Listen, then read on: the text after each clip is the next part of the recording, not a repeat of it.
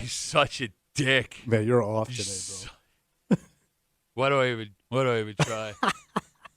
It's a Thursday morning. You're hanging out in the break room. Rochester's Classic Rock 96.5 WCMF. How's it going, buddy? Pretty good, buddy. What's going on, female buddy? Doing good, buddy. 69 degrees right now. Nice. Getting it up near 80. And today will be one of the last days where it is. I take it back. Tomorrow will be manageable. Then, again, we are into the surface of the sun. So prepare for that. You okay over there, Kimmy?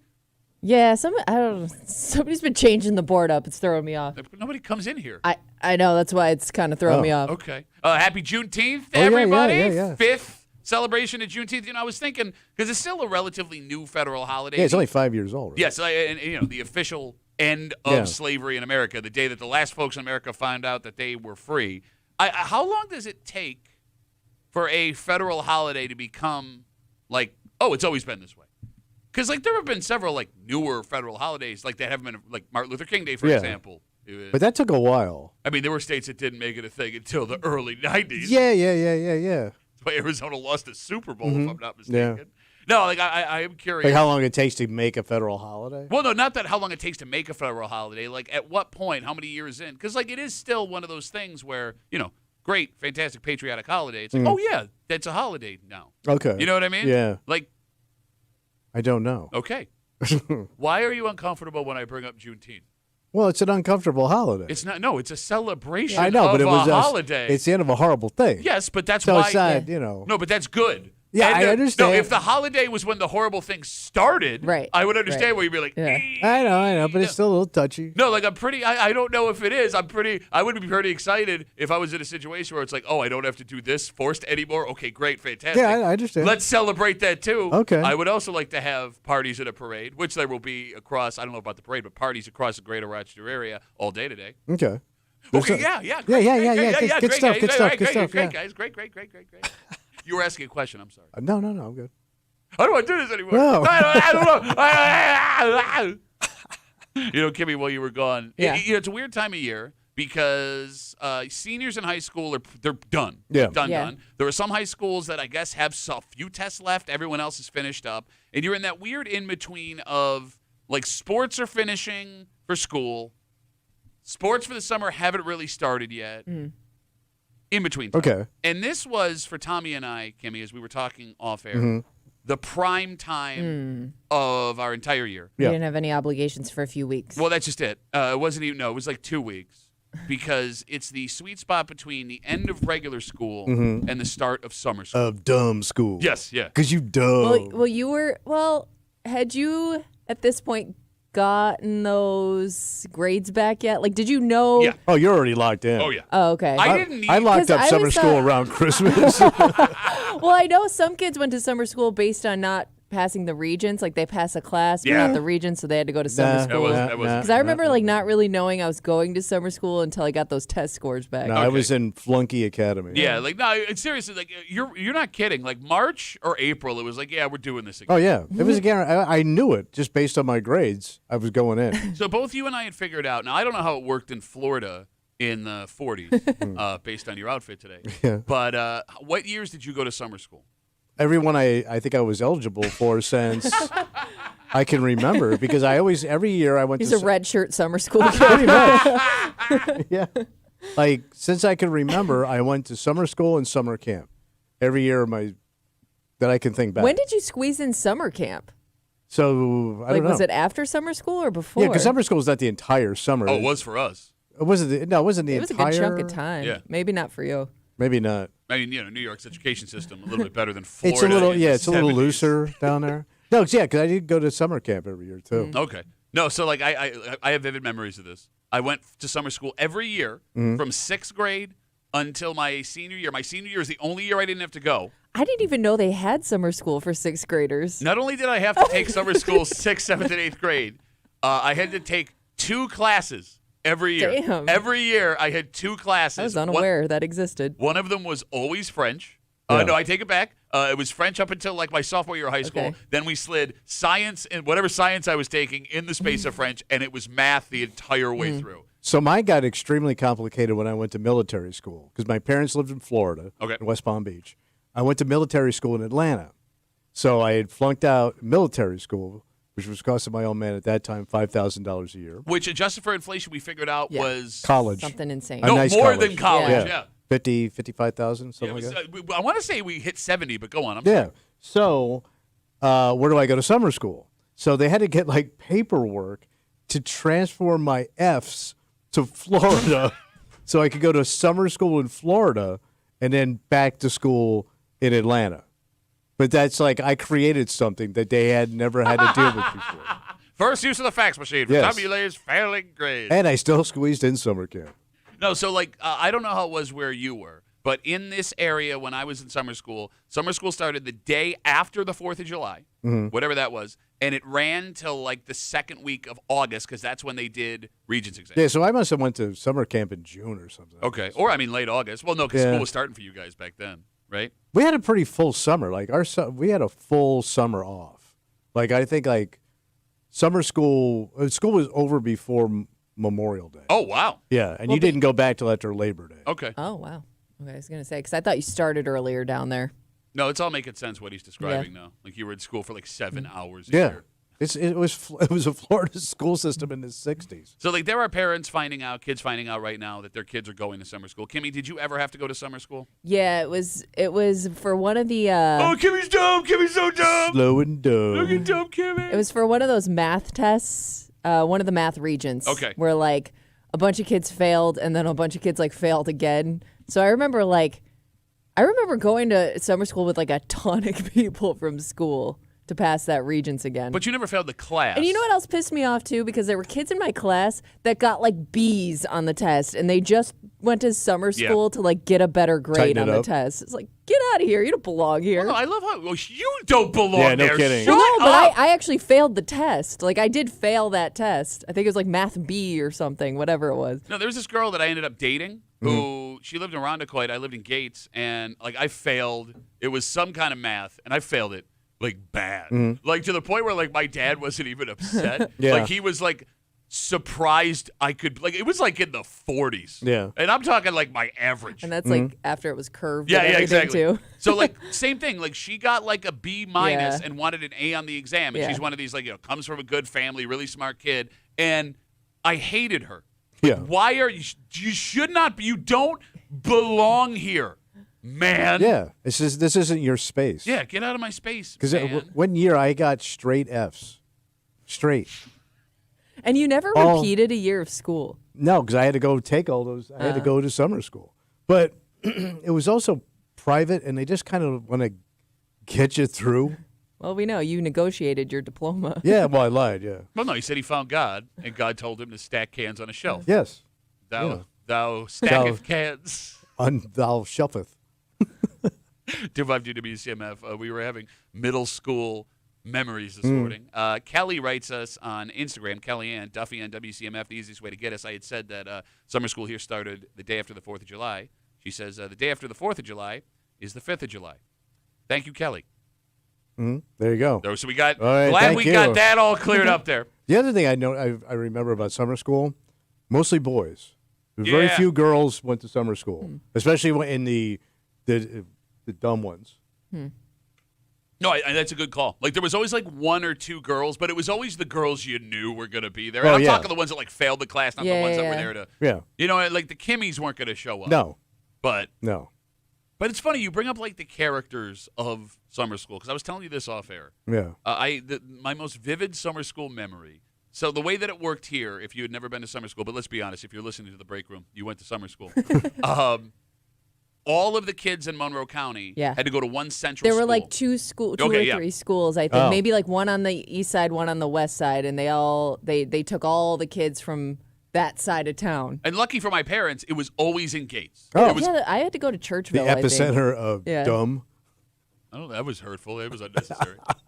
So I'm in 7th grade. Yeah. I am in French summer school. And the way summer school worked, if you'd never gone, if you showed up and you weren't a dick, you were passing that class. They Yeah. were gonna find a way to pass. Yeah. You. That's all you Yeah. had to do. And I figured that out very early. So it was just, head down, be polite, Hang out. smile, get the hell out of Yeah. there. So, Kimmy, I'm in 7th grade. Everyone else in the class is like 7th, 8th, 9th grade. It's like, French class. And there is one kid in this class who is a grown-ass man. like 19, 20 years old. And this is going for that PhD, a doctorate in summer school. Like, it's obvious that, like, because the state has requirements. Yeah. You have to have X. You got to pass this like test. this language, whatever. So it's obvious that he has failed this test like 9 effing times, right? Kimmy, it's a summer of 99. He has the flappiest jeans you've ever seen, right? Those are summer flappy jeans. No, you're not Those kidding. are some sweaty flappy jeans. He's got like the They ball. didn't crank any AC during summer school. No, they did not. He's got like multiple ball wallet chains hanging down, like the backwards dirty cap. Like it looks like he robbed a Gadzooks and just put everything on. Like this kid, if I didn't know any better, I would have thought we were in line to get tickets to see Limp Bizkit. Like this is what the kid looks like. And this kid, for whatever reason, I never seen him before. Didn't know who he was. He had the worst anger issue I've ever seen in my life. Because like this French teacher also didn't want to be there. Yeah. Right? Like you're just there to make a little bit of money. And she is like, wait, do this, and we don't do that and do that. So like the kid just would be like, no. Now keep in mind, he's like a full 6 years older than He's a grown adult. You know what he looks like? Remember in every 80s movie, the bad guy in high school looked 30? Yes. This was him. So he's just being a dick the entire time. And the last time we ever saw this kid, we had homework to do. And everyone pulls out their homework. And like the teacher gets to him, and he's like, "Oh, I didn't do it." And he's being a dick. Well, and the French are kind of dickish, so at least he nailed that. so he goes, "I'll just do it now. I'll do it right now." And the teacher's like, "No, I can't. You can't do that. You had to have it done." And he's like, "No, I won't do it now." She's like, "No, I'm sorry." She's not being a dick about it. Yeah, it's like, do it or don't do it, man. So the kid is sitting in the back of the room, right? He gets out of the desk. He slammed. Now, the kid barely fit in the desk. And not because he was fat, because he was a man. Grown-ass man. Yes, yeah. So he gets out of the desk. He slams both his palms down on the desk. He, like, walks up to the front of the room. He double birds the teacher right to her face. F you! Walks out of the room. Yeah. Never saw him again. Never to be heard again. And that man is probably dead. Or running a company somewhere. Who knows? Yeah. The Flappy Jeans Company. Every couple of months, Yeah. from the moment I witnessed that till now, I always wondered what became of that kid. Where are they now? Yeah. Well, because like you couldn't pass. That would be great. Summer school reunions. No, it wouldn't. No, I don't know if you want to see that. It No, I would not wouldn't be. run It's into going to the make kid. you depressed either way, because if that person went on to do nothing, well, then you kind of saw that coming. If they went on to be super successful, I'm also pissed because, man, like you sucked at school and you're doing better than me. I want to meet the kid that gave me we did the mushrooms together. No, you don't. I You do. don't want to do that. You think you want to meet a middle schooler From Okeechobee, Florida, which is a very redneck area. who gave you mushrooms? Yeah, brought him in for us. Okay, if he's not dead, Definitely missing some teeth. or a hand or a foot, like something is missing on that He kid. could run one of those gator parks. He could be one of their senators. Yeah. Like I said, if you listen to the break room, you probably went to summer school. And based on our Instagram right now, it's true. Duffy on WCMF, the easiest way to get us. Adam writes, I failed 8th grade for math, went to summer school, got in a fight, got kicked out, and was still put in the 9th grade next year. Wow, look at that. Way to go, Adam. I don't know if I would tell that story. Oh, yeah. I got in Well, I shouldn't be telling any of mine. Well, but you're right. You know what's weird, though? In summer school, you would think it would just be a recipe for disaster and, like, have so many problems between kids. But I don't really remember kids acting up in class. But then again, they were also probably just too hot to care. Yeah, although he does. Like, I don't remember really, like, in class, anybody causing problems. tell you And you why. would think there would be a few. No, because it's a level playing field. Okay. You're all in the same boat. Yeah. You're all in trouble. You're all not doing well. So there's really no kid to, like, go, that prick over there. No, you're all the pricks. It's not a bad take. You're all rowing the same ship. That's right. I mean, not to mention, you were only there for like 3 hours a day anyway. True. There Yeah, wasn't a lot short. of time to like socialize. Like, you didn't want to hang out at summer school after it was over. You wanted out of there the Yeah, second. There was because no. you were losing your summer, man. God. But you would just think there were kids that would be there that had nothing to lose. But that was everybody in there. Yeah. You know what I mean? Yeah, I mean, I guess when It's death row. well, no, death row has people getting stabbed to death. No, not on death row. You're all kind of getting in the same position there. Oh, I forgot. Remember, Kimmy, that time Tommy went and spent 6 months on death row? Oh, that was your career. We have a dynamite. Keep your kid out of summer school. Yes. Got a break for you this morning here on CMF. It's Thursday. You know what that means. Oh, we're going to bitch it out, buddy. Good luck. We got a Bitch Voice Theater coming at you just after 7 o'clock this morning. Also, just after 7 o'clock, this is either amazing news for the greater Rochester area or this is horrific news for the greater Rochester area. Because the headline itself is awesome. We have some of the lowest credit card debt in the country. Really? Straight up. Wow. No joke. Like top 5 lowest credit card debt in America. So they didn't talk to my ex-wife. Folks. Please. She told me to take her to a place, kiss her where it stinks, so I took her to Lake Ontario. But there could be another reason why this is happening. Yeah. And we'll get to it just after 7 o'clock here in the break room on CMF. But first, Tommy. Yeah. Speaking of finances, there's an easy way to pay down credit card debt. Pay it? Yeah. Yeah, what else? By not, with the money that you use, not paying your taxes. Oh. There is a man from our area. Okay, I didn't know that was an option. Well, it's not actually because he took this option, he admitted to it, and he's in some serious trouble. But what we don't know and what we'll never know. Yeah. Of all of the people that get caught not paying their taxes, how many people don't get caught not paying their taxes? I bet you it's a crap load. Okay, we'll get into it, you idiot. Next year, the break room on CMF.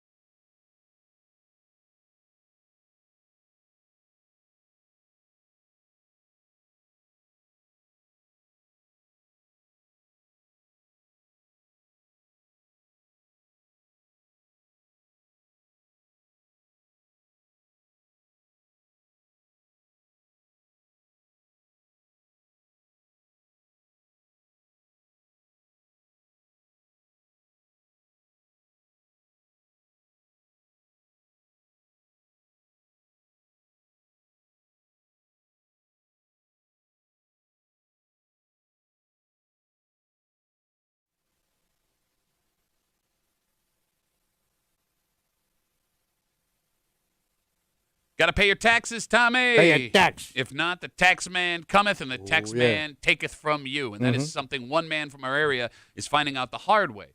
And here's the thing. What's that? Life is all about risk versus reward. True. Problem with this scenario is we will never truly know the risk versus the reward. Oh. You're hanging out in the break room, Rochester's Classic Rock 96.5, WCMF. Just after 6:45, we know officially when your Buffalo Bills will be back in Rochester at St. John Fisher University. Oh. And this will be the most exciting training camp ever. And it has nothing to do with the franchise of the Buffalo Bills. Oh, there's something added? Well, yeah, we all know you love it. You're a dick. We'll get to it. Just after 6:45 here in the break room on CMF. A local business owner is in some major trouble with the IRS. What did he A do? 44-year-old man who owns an asphalt company pleaded guilty this week to filing a false tax return. And it's a doozy. First off, he admitted he was lying for around 6 years on his taxes. Yeah. He made $2.6 million in that time, but only reported $1.7 million. So the rest went somewhere else? That would be under the T.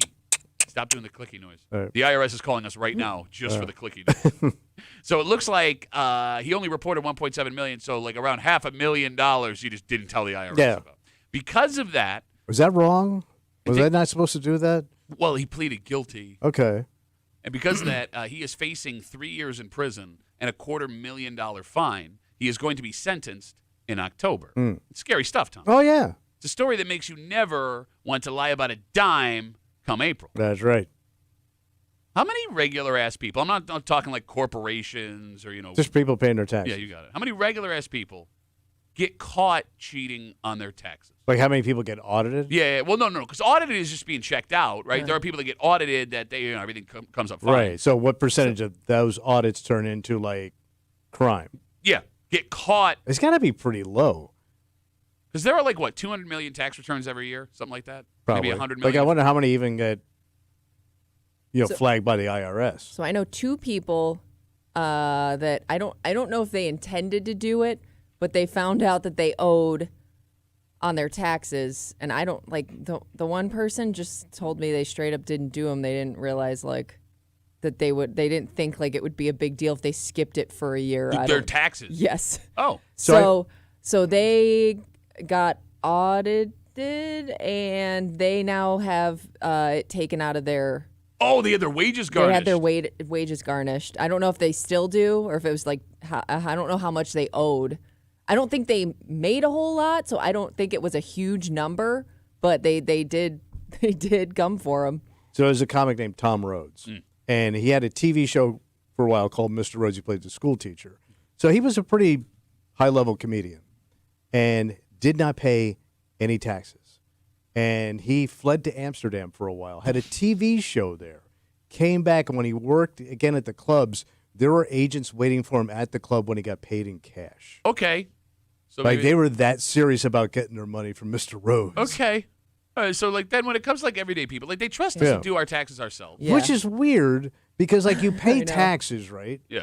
It's just taken out of your pay. Sure. Yeah. So why don't they just figure it out, and why do they turn it back to us? Okay, so I'm almost jealous of the people that are just yeah, I did it. If it's right, it's not, it's not. Because I freak out about it. I'm like, what if I'm doing this wrong? What if I find out that I owe? Or, I am somebody who's super paranoid about it, and I don't get the nonchalant attitude that some people have towards it. No, I agree with you. So I guess the question becomes this, because they can't look at every single tax return, like you said. Yeah. If I were to lie my ass off about what I make, lie about the stuff that could get me money back, what is my percentage chance of getting away with lying on my taxes? I bet you it's high. Based on, I mean, as long as it's not huge. What are you basing that on? Because I don't know that many people that have ever been convicted of tax fraud. But but they may not tell you. Yeah, you wouldn't know. True. I don't think it's something a lot of people would want to admit to if they, didn't have to. So we'll never know? Well, that's just it. Because the IRS has got it. No, but the IRS knows who they catch. Yeah. They don't know who they don't catch. Right. And that's what keeps us all honest. There is no way to ever find out the question who gets away with cheating on their taxes. The only way to ever find that out would be for people to call the show or answer a poll or admit in public that they cheat on their taxes and they keep a bunch of extra money. But no one would say that out loud, because if you did, you risk now being audited by the IRS. Well, there's two ways of doing it, though. Please there's a way like this guy did. He just underreported like what he was making. But there's people that just get paid in cash that just don't ever show it. Period. Like that under the, like we were talking about, under the table. T. Like that, we'll never know how big that economy is. But here's the thing, though, man. Like, there's ways of catching you that way, too, because you bring up comics. Stand-up comics are really bad at not paying taxes. Really, really bad. And we're also dumb. There is a comedian that we both know whose name will remain nameless. And he was making like $100,000 on the road, doing a great job back in the day. And he was reporting he made $30,000. Yeah. And while he was reporting he made $30,000, he paid $60,000 cash for an Escalade. That's what you don't do. Okay, but like that's the problem, though. Yeah. Like you got to be smart. When you're going under the T. It would be impossible to do, because you would have to find a way to pay for your lodging completely off the books, your lifestyle, your car off the books, your credit cards you would have to pay attention to. Well, you got to pay cash. Bank accounts you couldn't have because the IRS could look at all that stuff. We are at the point now where everything is so tied together, it would be borderline impossible. Yeah, now, to pull this off. But back in the day, it was a lot easier. Okay, but like here's what because you dealt in cash. Here's what you're not thinking about. What's that? Because it almost sounds like right now, the way you're talking, you're encouraging people to commit tax fraud. No. Back in the day, I would, but not now. Okay. As we talk about this 44-year-old man here in Rochester who pleaded guilty to lying about $500,000 worth of money that his business made over 6 years. This guy made a conscious choice. Yeah. He, like you, I'm assuming, because he pleaded guilty, thought, they're not going to catch me. Yeah. And they did. They did catch him. And now his name and face is true. in the paper and on the news. You'd have to feel pretty stupid if you went down the road that you are describing. The guy, he can pave that road. What are the odds? And then the odds are 100% because they catch you. Well, yeah, true. Like, it's an unforced error. You did this to yourself. You made a conscious decision to cheat on your taxes. And it had to feel great in the moment, right? Yeah. You're getting over on the man, $500,000 under the T, all the things you could do with that money. Oh, nice. But then, like, when your face is on the news and your business name is on the news and everyone you've ever known realizes you made this self-inflicted mistake. But I always figure, like, every business finds a way to fudge. Oh, I agree with that. Every business is fudging. To an extent, yeah. Yeah, but even the fudge guy. But we're not a business. Double fudge. Double fudge. Yeah. But I'm not a business. You're not a business. No. Yeah, so you're going to get caught. But I don't have anything to get caught on. And I would just think, like, just because you got away with it, I mean, there's always the chance that you're going to get caught too, right? Like throughout your lifetime. Yeah, 'cause it's not like you got away with it one year and you're like, phew, got away with it. No, I mean, like they could go back to whatever time in your life they want to look at it. I thought it was 10 years. Is it? Is okay, it? Again, I'm going to Honestly, trust you here. Is it 10 years? I'm going to trust you on this. I think it's 10 if years. you get away with Definitely it for 10 years, you're fine. Well, I don't know, because there's two types of taxes. You got your federal and your state. I think the feds go 10. The state maybe different. Okay, again, do you hear yourself right now? We're talking about there's a man that could be doing jail time, and you go, maybe, probably. Don't tell people that. You'll be fine. Kimmy, do you look at people who cheat on their taxes intentionally as bad people? I mean, I guess, like, to your point, I kind of assume that a lot of people are doing it. Okay. So it really depends on, like, I guess how greedy you got with it. Okay. Where I'm like, I might see you as, like, a little dumb because you're like, you really didn't think they wouldn't notice that. Tommy, do you see people who cheat on their taxes as bad people? Nah, they're just, trying to make ends meet. They're business people. They're stealing money from you. Yeah, but we got enough stuff. I do have. We literally shut down a bridge and an overpass because they don't know how to fix it. Because they're not even using the money we give them. Okay. I do. So we got enough jets. You hear yourself right now? We got enough highways. Never have enough jets. And by the way, things going on in the Middle East, we may not have enough jets. We got right enough Look jets. I love you. I don't have to worry about it, so it's fine. We're good. Fine. I think that's where I may make more of a judgment is if you are somebody that I know is cheating on their taxes in some way, but you're also the first to complain about paying taxes. Well, but everybody. Then you're just a dick. Well, no, but you of course you're going to complain about paying taxes because you don't like paying taxes. Yeah, you're cheating on your taxes. Right, but that's what I mean. Like, you're paying less taxes than most people, and you're sitting here having a discussion with people who pay taxes about paying taxes. Oh, yeah, but there are people that don't vote that complain about politicians. Yeah. That annoys me, too. I mean, because there's two ways to look at it. You can look at it the way Tommy's looking at it, as the government got enough money on my money. Blah, blah, blah. You could also look at it as paying your taxes is the most patriotic thing you can do. It is. Because we live in a country that has a whole bunch of stuff that other places don't have, and that comes from tax money. You got to pay for it. Right? I mean, well, pay your taxes. Just say, well, you should pay your taxes. Forget the moral argument, just so you don't potentially go to jail. There you go. For your own safety. This guy is facing 3 years in prison and $250,000 Yeah, but does he fine. go to like soft tax jail? It's still jail. I know, but it's not like BF jail. Okay, I think every jail could be BF jail. I get it if you're looking to date. No, yeah. again, no. Look, maybe have a Saturday night BF mixer. I love how you think there's any prison you could walk into. There's soft jail in that outfit where people are going to be like, "Well, we're leaving him alone." Don't mess with him. Seafoam green. Oh yeah, sure. Oh right, the thing on my chest. Let's take a break. We now know when your Buffalo Bills are coming back to St. John Fisher. Spoiler alert, you're going to have to take some days off if you want to go. That being said, this will be the biggest, grandest, most attended training camp in the history of the Buffalo Bills. And it has nothing to do with the players on the field. Oh. And it's dumb because here's the thing, man. You don't even really need to watch this show. And you don't need to go to training camp either. And we'll get into it next here in the break room on CMF.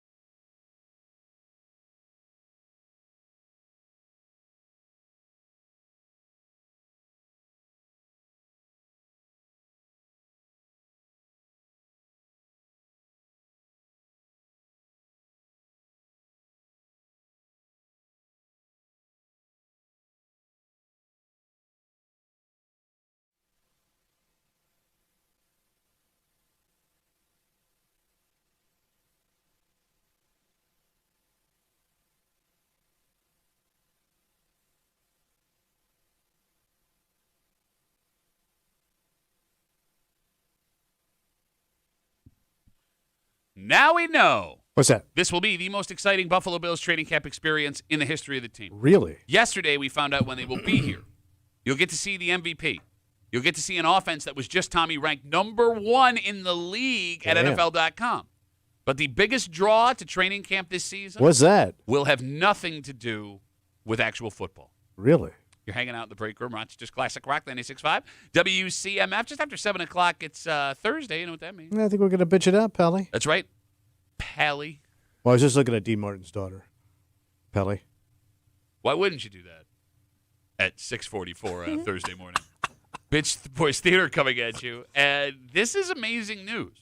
Rochester has the lowest amount of this in America. I wonder why, though. Like, top 5. Well, that's just it. It could be because we are really, really responsible. Mm-hmm. It could be because of something really, really bad. Oh, okay. And we'll get to it just after 7 o'clock here in the break room on CMF. Yesterday, your Buffalo Bills announced this year's schedule for training camp at St. John Fisher University. Ooh.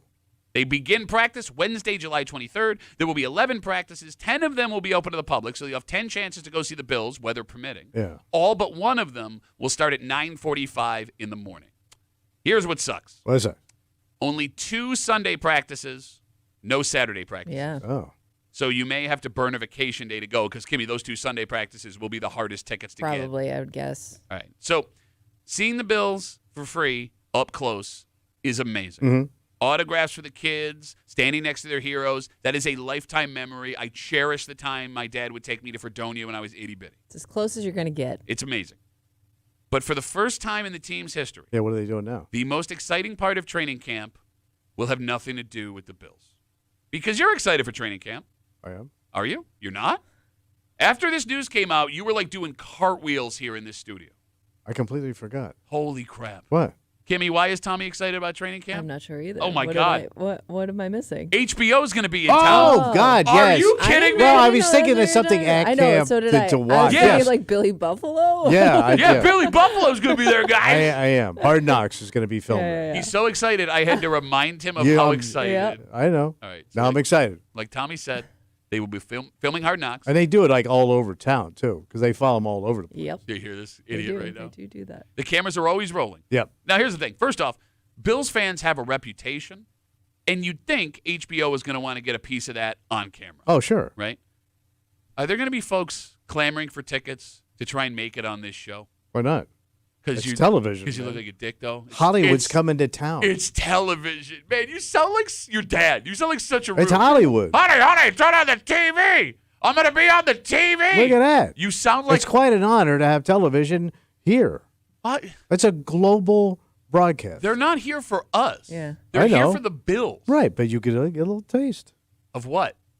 Hollywood, buddy. No, but you're not getting paid. Fame, fortune, You don't get paid. swimming pools, and movie stars. Where would that be? Not at my house. Okay. And then, by the way, there's no movie stars behind the cameras unless Josh Allen stars in. Actually, I take that back. There are several Bills in a Hallmark movie this coming Christmas. That's right. Okay. Look, Kimmy, are we going to see over-the-top fans showing up, trying to stand out, so they could go home and watch themselves next week on TV? Yeah, but you kind of get that anyways, right? No. What? No, I think At training I camp? think you still get people that try to stand out at training camp just to get players' attention and stuff. Okay. You know? That is also kind of weird, but like, don't be that dick that shows up to try and get on HBO. Don't be that dick. Nobody likes that guy. Don't forget, there's a lot of moms that are going to this thing, too, that You're right. also want attention. Don't be that mom dick. Yeah. Don't Don't be a So mom you dick. think people are gonna like show up with painted chests? Yes. breaking stuff in half. Yes. Do you I think mean, I guess it's possible, but you'd have to. I mean, where would you even do it to get that attention? You know what I mean? Because the cameras aren't going to be walking around. No, Tommy just They told go all over. See, I just heard the break room. Pittsford, every business in Pittsburgh is going to have an HBO camera. Oh, in you it. think like outside of training? No, Well, I they mean follow both. these guys Oh. around town, Yeah. too, when they're doing Yeah. stuff just besides camp. I don't know how much they're like around town anymore. No, though. he's just making stuff up because he thinks that They'll his be at house. Wegmans. They'll be at my dry cleaner. Why would they go to the Wegmans? Yeah, shoe well, guy. I don't know if they're going to follow him around. They go grocery to shopping. they'll go to the creamery when they go there. They'll go to the Pittsburgh Okay, Dairy. maybe there you go. It's like a Maybe. team event. And they go out to dinner and stuff like that. Okay. There's a lot of Cheesecake Factory shots. A lot of cheesecake. Phone number. Like I'm Dicks, thinking of maybe the Dicks. HBO. You're talking about the moms or the store? Both. Mom dicks? The Hard Knocks, I guess I didn't watch last season, but it's mostly all filmed at the training camp. Yeah, like, rarely are they filming them, like, out and about going to dinner and grocery they do shopping. all that stuff. They go back to their hometowns, meet people, okay. interview people. The phone number is 252-WCMF, 252-9263. With the schedule out now and HBO on the way, it is hard to imagine a scene getting more insane than what we've already seen. Right? Because those tickets, Tommy, have already been hard to get. Camp is always packed now. It is a far cry from some of the drought years where, like, every couple days they just pick a few fans to play wide receiver. Get out there. Come on. It was a little quiet. Are you going to go and try and get on TV? I don't know. Might have to I might take a stroll down there to see what's happening. It'll be like the one time in every 5 years that he actually uses his training camp pass to go. Seriously, man. Like, people are fighting to get those media passes. You get one and you take it and throw it on the floor. I don't throw it on the floor. I throw it in a drawer. We would be at broadcasting live from training camp, and you wouldn't go to training camp. You would walk out the back door. Yes, you'd hide in like a little tent and then leave. Listen, I got to tell you, man, watching these guys doing jumping jacks and push-ups is boring as hell. If they were doing jumping jacks and push-ups, it would be boring. It's all it is. It's so much standing around and these old bow-legged men. It's amazing that because I think most of the draw from guys like you. And if you go with your dad, if you go with your grandpa, if you go with any like older guy, all they want to do, they don't even care about the drills. They just want to point out how big everybody is. Yeah, that's a good call. Oh, look at him. Oh, look at the size of his legs. I noticed myself starting to do that last year, and I was checking the boys out, are you? They're just amazed at the size of everybody. Look at these strapping lads. Well, no, they're huge people. Oh, they're big men. Hey, don't pretend like you haven't done it when former Bills offensive lineman Richie Incognito sat down next to you. The scariest person I've ever met. Oh, my God, what a large. Look at the size of that man there. He was in his full uniform and was sweating his ass off. He just got off of practice. We had a couch with a foam cushion. Yeah, it was a wicker couch. He was soaking wet. And we did not check the weight limit on that before he sat down. But it held. It did. Barely. God, was he frightening. 2-5. You're doing it right now. A big man. 252 WCMF. The Bills announced yesterday St. John Fisher training camp will start Wednesday, July 23rd. 10 open practices to the public. All of them but one start at 9:45 a.m. Again, there will be tickets to get in. They're free, but they get distributed. They'll have more information about that. So here's the thing. All the excitement with HBO and Hard Knocks, right? It makes no sense to be excited for that here in town. Yeah. Every football city in America but ours should be excited for Hard Knocks because if you go to camp, you will be witnessing it every day in real time. No, you're not getting the inside stuff. Going further. You're not getting the meetings. Going further. There are 100 reporters that are at camp every day that if you want the details, you could read from them and get it before it shows up on Hard Knocks. You ain't getting the good dirt, bro. Okay. What, the good dirt? You gotta get the good stuff, man. Okay. The behind the scenes. So let's talk about that. Like, let's go have an effing snack. Let's talk about that. I was going to say, you get the silly personality highlights. Okay. All right. Yeah. What will be really interesting with what you guys just said in mind is to see what kind of access the Bills give HBO. Let's not forget, the only reason the Bills are doing Hard Knocks this year is the NFL changed the rules that they could force any NFL team into doing it. Every year before, there were teams that stood up and volunteered. Mm-hmm. The Bills... But they could opt out before. You got it. The Bills did not want to do this, so it is very possible that the Buffalo Bills are the first team doing Hard Knocks against their will. Man, it better not suck. It's going to suck. I'm telling you. Everybody. Boring ass. I mean, are they going to be difficult about it? Are they going to try and keep cameras out of certain places? Well, that would be good if they were like throwing stuff at the cameraman. I don't think they're going to beating guys up. It's not going to happen. Chasing them down the street. No, what? You just wouldn't see much. Yeah. You know, like during The Godfather when they were taking those pictures at the wedding, and then they grab the camera and they throw it on the ground. I'm going to talk to you, and Kenny. then McDermott throws a couple of dollars at him. Okay, let's talk about McDermott. Well, I mean, they're even limit. I mean, if you talk to any like local media person, they limit what they can even film at practice. Yes.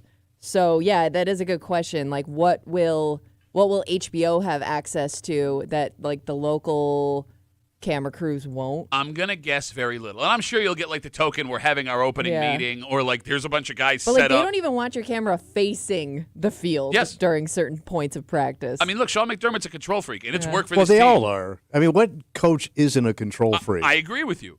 And even further, the players on this team are tight. That nothing gets out of that room. You never hear any rumors. Look, I'll say this. Having been around this team now for, 15 years, right? Broadcasting for training camp and all that stuff. For multiple head coaching regimes, Kimmy, we would know about stuff 3 days before it actually happened. Yeah. Like, we would know about stuff before some of the players knew about stuff. And then when McDermott showed up, not a single thing gets out of that room anymore. And you think, Tommy, they're just going to welcome in cameras and microphones against their will? Yeah, you got to sell the league, baby. It's going to go away. You got to sell that new stadium, man. You got to make some money. Oh, you might actually have to do that. We've also talked about how every season of Hard Knocks so far has had a moment that later comes back to bite the team in the ass, like bad. The staff knows this. The players know this. And to Kimmy's point, there will be guys like Keon Coleman or Deion Dawkins who use it to get themselves Well, they're funny guys. They got big personality. And they want more national exposure. Yeah. It only helps them. They'll be those guys. But now that Hard Knocks has been around for 20 years, like, these teams know where this thing can really hurt you. And I don't think it's out of the question if the Bills have the final say, you ain't coming in here, this ain't getting filmed, we're not doing this. No, unless the league makes them. How would you do that? The league will tell them to do it. The league will do it. Big boss man come The in. league? No, McDermott works for the owners, not a vice versa. No, but the owners could say, you got to do this. Okay, yeah, we'll do it after it's Do it. Talk to me after it's done. Because the Jets, so last year was the Jets. Yeah. Jets and Giants. And I don't remember. I didn't watch it last year, so I don't know how buttoned up they were. It was Aaron Rodgers and the Jets. And the Giants at the same time.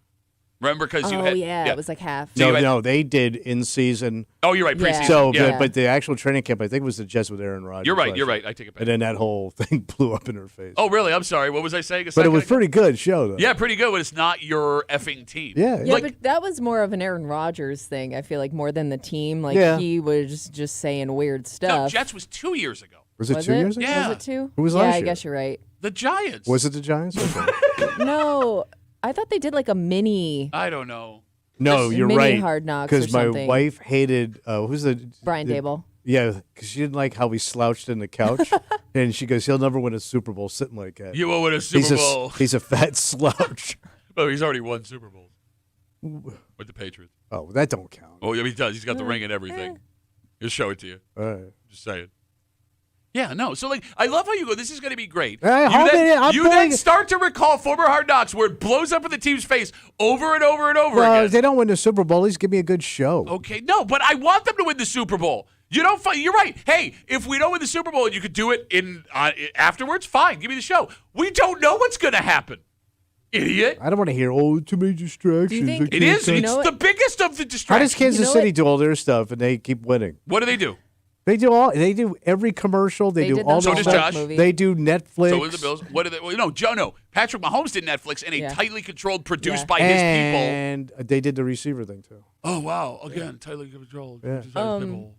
You know what you are going to see? You know what is HBO is going to bring out? Who's that? Every celebrity tied to the Bills in Yeah. any way, shape, or form will be at camp this year. Oh, so we're gonna get to see Chad Michael Murray. Yeah, you're going to see the most obscure people that you don't know their name, but you know you've seen them in something. It's that guy from the Goo Goo Dolls. Hey, you'll see And the every old former guys. player, too, Yeah, you'll see will be Jim out Kelly there. for Yeah. sure. Oh, yeah. Thurman, they'll talk to those guys. Yeah, I mean, you know, They'll all show up. It's a big transition too, right? Like that's got to be the underlying part of the story. You got the reigning MVP getting married, America's golden boy. Yeah.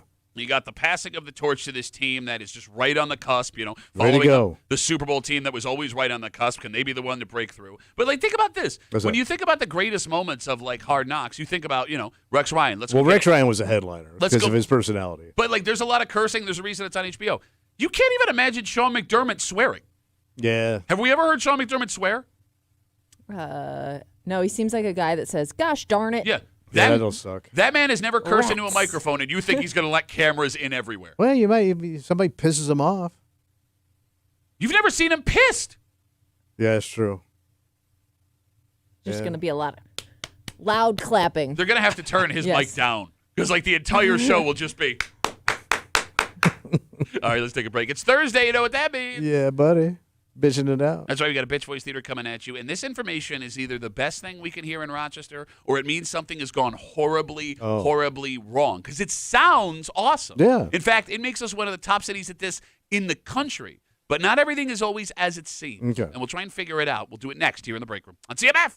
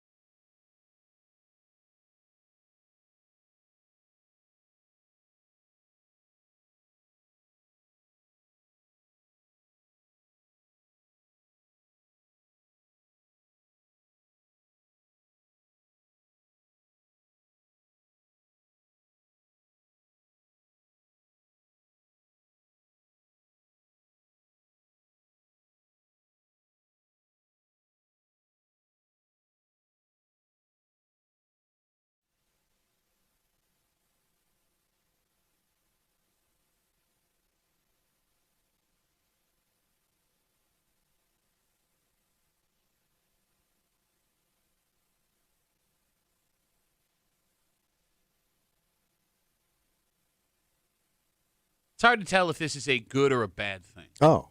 It sounds like a good thing. Okay. This indicates that we in the greater Rochester area, we pay our bills. Yeah, we're not hung with debt. Yeah, that is if you have this bill to pay. Because if we're not good about paying this down, it could mean a combination of poverty and an old habit that still lives on that you don't want to believe, Tommy, makes us look like one of the best in America. Oh. You're hanging out in the break room, Rochester's Classic Rock 96.5, WCMF. We'll get to that in just a second. Yeah. What's going on? It's Thursday. When you want to hurt someone in this room, you can't call them short or stupid or let them know they should never roll up the sleeves on any shirt they ever get ever again. Right. You have negative arms. That's impossible. No. What does negative arms mean? His arms go backwards. What are you? You look like a baby boy. You look like a What's wrong baby with my boy. arms? They're just normal arms. That outfit, you look like a baby boy whose mommy dressed him for Easter Mass. What's wrong with my arms? Okay. You look like an stand-in extra from A Bronx Tale. What? Those were cool guys. That's probably his goal. What? And you're wearing Postman's pants. Postman's pants. A seafoam green button-up shirt with the sleeves rolled up like you're Danny Zuko. What were you thinking? It's like a nice light summer outfit. It's not anything What? at all What are you talking about? that you should have thought Like was standard working man outfit. I think we should prepare ourselves for more new summer outfits because he said he's been making a lot more online purchases lately. Been loading up. When you hear how excited she gets, it lets you know you've made a mistake. No, she supports me. We'll get to that. Yeah. Or, excuse me, I'm sorry. Yeah. You got to really hurt someone, something along the lines of... Duffy, I'm scared of HBO. They're going to come to town and take my Super Bowl away. They're going to drive it back to Hollywood and give it to some other worthy team because Josh Allen can't handle HBO looking at him throwing a baseball or a football. Baseball? You or got throwing that? any kind of ball, so it's going to suck. I'm just an HBO hating little bitch. We take all your bitch voices, sleeveless or not. We run them back for you. We call it Bitch Voice Theater. Happens now on CMF. And now, Bitch Voice Theater, featuring Thomas Muley, accompanied by Patrick Duffy. Yeah, so the guys that just left, they're on their, their toke break. And, no, but these are good guys. Oh, look at you bitch ass bitch. Back up real quick. No, but this guy's a good guy. He's a good guy. I can see it. He used the pros. Oh, Oh, Pat Duffy, I wish Tommy looked better so I could stare at him more. Because I'm just a Tommy staring little peak physical condition bitch. You don't know what this view does to my eyes on a daily basis. Man, you went from someone who don't trust anybody. Let me tell you, all the reasons I trust somebody is you're picking posies and throwing them up in the air, running through a grass field. Look at me now. I'm nice Tommy Belay. Check me out. I don't trust anybody. Oh, my wife might be listening. I trust my wife. I trust you guys because I need you to do things for me. I trust all of you. I trust Dan Mason. Well, that's what you put your trust in. I'd like to see Tim Tebow in baseball pants again. I trust you, Dan Mason. Oh, wow. Pat Duffy, I'm so scared of Kimmy today. I was going to have fun, but now she's mad at me, so I don't know what to do. I want to be on Team Tommy. Tommy, help me. You've got to back me up because I'm scared of Kimmy. I'm a Kimmy scared little bitch. Oh, my name's Tommy, and I watched everything go down before the show, and I realized that Pat didn't do anything wrong, but I'm also scared of Kimmy, so I wouldn't back up my friend of 25 years because I'm a scared-ass bitch. I'm always Team Kimmy. You did abandon ship pretty quickly. Always do. Roll it back like boom, boom, boom, boom, boom. Well, you're not and going all to do the that with a grass falls. tractor. Why? Because you're a puss? Can't lift it? Oh. No. Oh, my name's Tommy, and I cannot go the grass off a tractor. I got a tractor. I think she makes my tractor Yes. sexy when it doesn't because I'm a bitch-ass bitch. And that was Bitch Voice Theater on WCMF. Kimmy was laughing hilariously during Bitch Voice Theater. Yeah, just casually eating a banana. You remember you're on camera, right? Well, I'm listening. I can't eat a No, banana. I'm just saying for your own. People are going to screenshot that. That's all I'm gonna Photoshops say. are coming. Yeah. It's a good banana. No, it looked like Yeah, you you're were really really enjoying enjoying it. Well, I was like, halfway through. I wanted to finish it off. Rochester, New York Yeah. has some of the lowest credit card debt in America. We're buttoned up. A new story from Wallet Hub shows that the greater Rochester area, we Yeah. are the 5th lowest average credit card debt per household in the U.S. Damn. $10,096 per household. It seems like a lot of credit card debt. Household combined. All right. Husband, wife, whatever, Yeah. boyfriend, girlfriend. And that is really good, Tommy, considering the highest city with the highest credit card debt? Vegas, baby. No, Santa Clara, California. Santa Clara. More than double ours, $21,600 per household. So they got the most. That's the most. All right. So there are a few ways to look at this number. And the phone number is 252-WCMF, 252-9263. The most simple way to look at it is we pay our credit card bills. Yeah. We in Rochester, we don't overextend. We don't buy things we really don't need. We are responsible with our money. Would you guys say that describes the people of the greater Rochester area? Pretty conservative. Yeah, I mean, we're not a flashy town. Oh, really? Says guy who I drive through every neighborhood, RV over here, boat over here, dirt bike over here. No, I don't think we're a flash town. You don't think we're a flash town? No. Kimmy D, does Rochester seem financially responsible to you? Yeah, overall, I wouldn't say we're a flash town, like the majority. Okay. You know? I mean, we still Like, especially in comparison to those other places. we still have a pretty low cost of living compared to other cities. Even the homes no one can afford here are less expensive than other cities in America. If we're not good at paying our bills, if what we're describing here is not true, this is where it becomes a bad story. Oh. Because we could have low average credit card debt because no one qualifies for credit card. Oh. So You didn't think about that. There's the thing. Last year, the city of Rochester was ranked 5th in America for child poverty in the U.S. Just the city, though. Just the city. Yeah. But that's really bad. Yeah. I think it's one of the poorest cities in America. I think we're 5th there, too. So right? we've been getting better there because I looked for those numbers. We weren't in the top 10. But it is estimated that about a quarter of people who live in the city of Rochester live below the poverty line. And for those who don't know, that's $30,000 a year for a family of 4, $15,000 a year for a single person. Wow. Which, quick sidebar, I'm not in poverty unless I make less than $15,000 a year. Yeah. If I make $15,500, You're doing pretty good, man. I'm not in. You're on the up. What? You're out of poverty. Okay. So with that being said, it is very possible that the reason the credit card debt is so low is because there's a lot of people here that wouldn't qualify for a credit card. Okay. If that's not the case, Yeah. there could also be some history involved. Like what? Well, the other day, we talked about a new bill here in New York State. You remember, the bill would require all retail in New York to take cash for business. Oh. No more just credit. Yeah. So like Innovative Field across the street there, it's a cashless stadium. That wouldn't be a thing anymore. And you hated that idea. Yes. You freaked out. You kicked your little baby feet. But I had argued, Kimmy, there is still a lot of mattress money that gets passed around in the greater That's Rochester got to area. be tapped out by now. Has it? Yeah, man, that's 30, 40 years ago. You're not thinking the right way, stupid. Never do. Okay. I mean, just think about our discussion we had earlier about people cheating on their taxes and the amount of cash they could have stored away somewhere with certain types of work. Yeah, I remember a guy in that break advocating for only taking cash so you could scam the IRS. I remember that guy. Tommy, we are a city built on immigrants. Italian, Irish, Eastern Europeans to start. Yeah. Traditionally, when people come here from a new country, they don't trust the banks. They don't. That has been a thing. Or the government. I am telling you, Tommy, Yeah.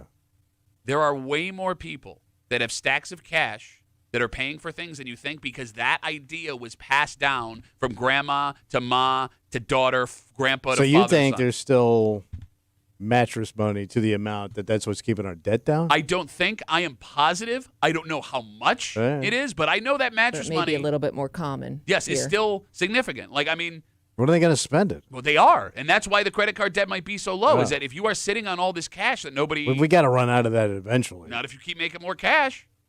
All right. I know you have this idea that, Yeah, like, but those kids aren't the same mindset as these old Italian Well, grandfathers. even if I they think they don't do are. it to their that extent, they still might have that mentality with Right. certain things where they are using cash more than other people their age. look, I'll ask this question, and there's Yeah. a pretty simple way to figure it out. The phone number is 252-WCMF, 252-9263, with this idea that maybe cash is the reason our average credit card debt is so low in Rochester.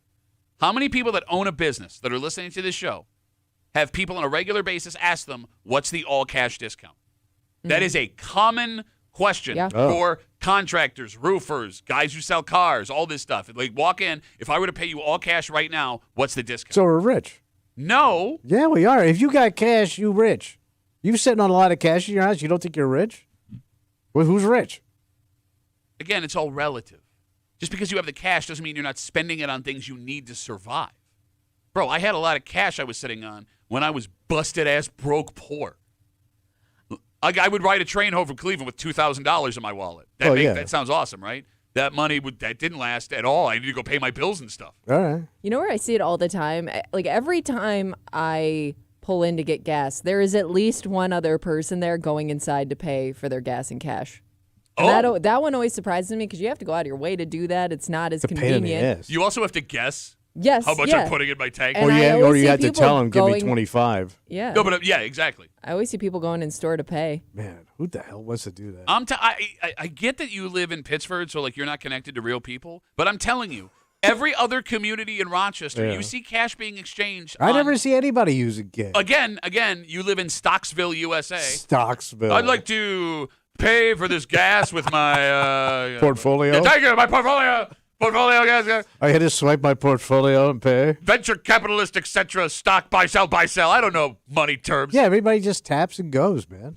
252 WCMF, 252-9263. Rochester is in the bottom 5 in America for credit card debt, like in a good way. We have the 5th least amount of credit card debt on average per household, $10,096 per household. So this means either we're really good and not overspending and overextending ourselves, or poverty is a reason. This is so low, people can't qualify for credit cards, or all you old Italian, Irish, Eastern Europeans that had that cash culture passed down. Jeremy's going to figure it out for us. Okay. He's on CMF. Hey, Jeremy, how are you, buddy?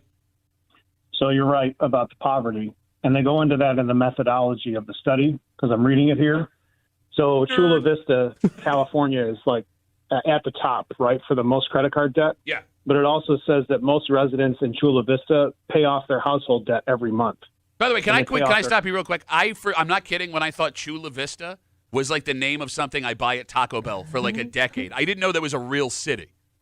It could be like Rancho Cucamonga or something like that. It all sounds like tacos. It all sounds like tacos. A type of food. Have a Mountain Dew with it. It'll be great. It'll be tasty. So that's definitely it, because they say that Rochester carries that low credit card debt and everyone at the bottom because of the poverty, as you were saying earlier. Okay, so that's a bad thing. Ahead.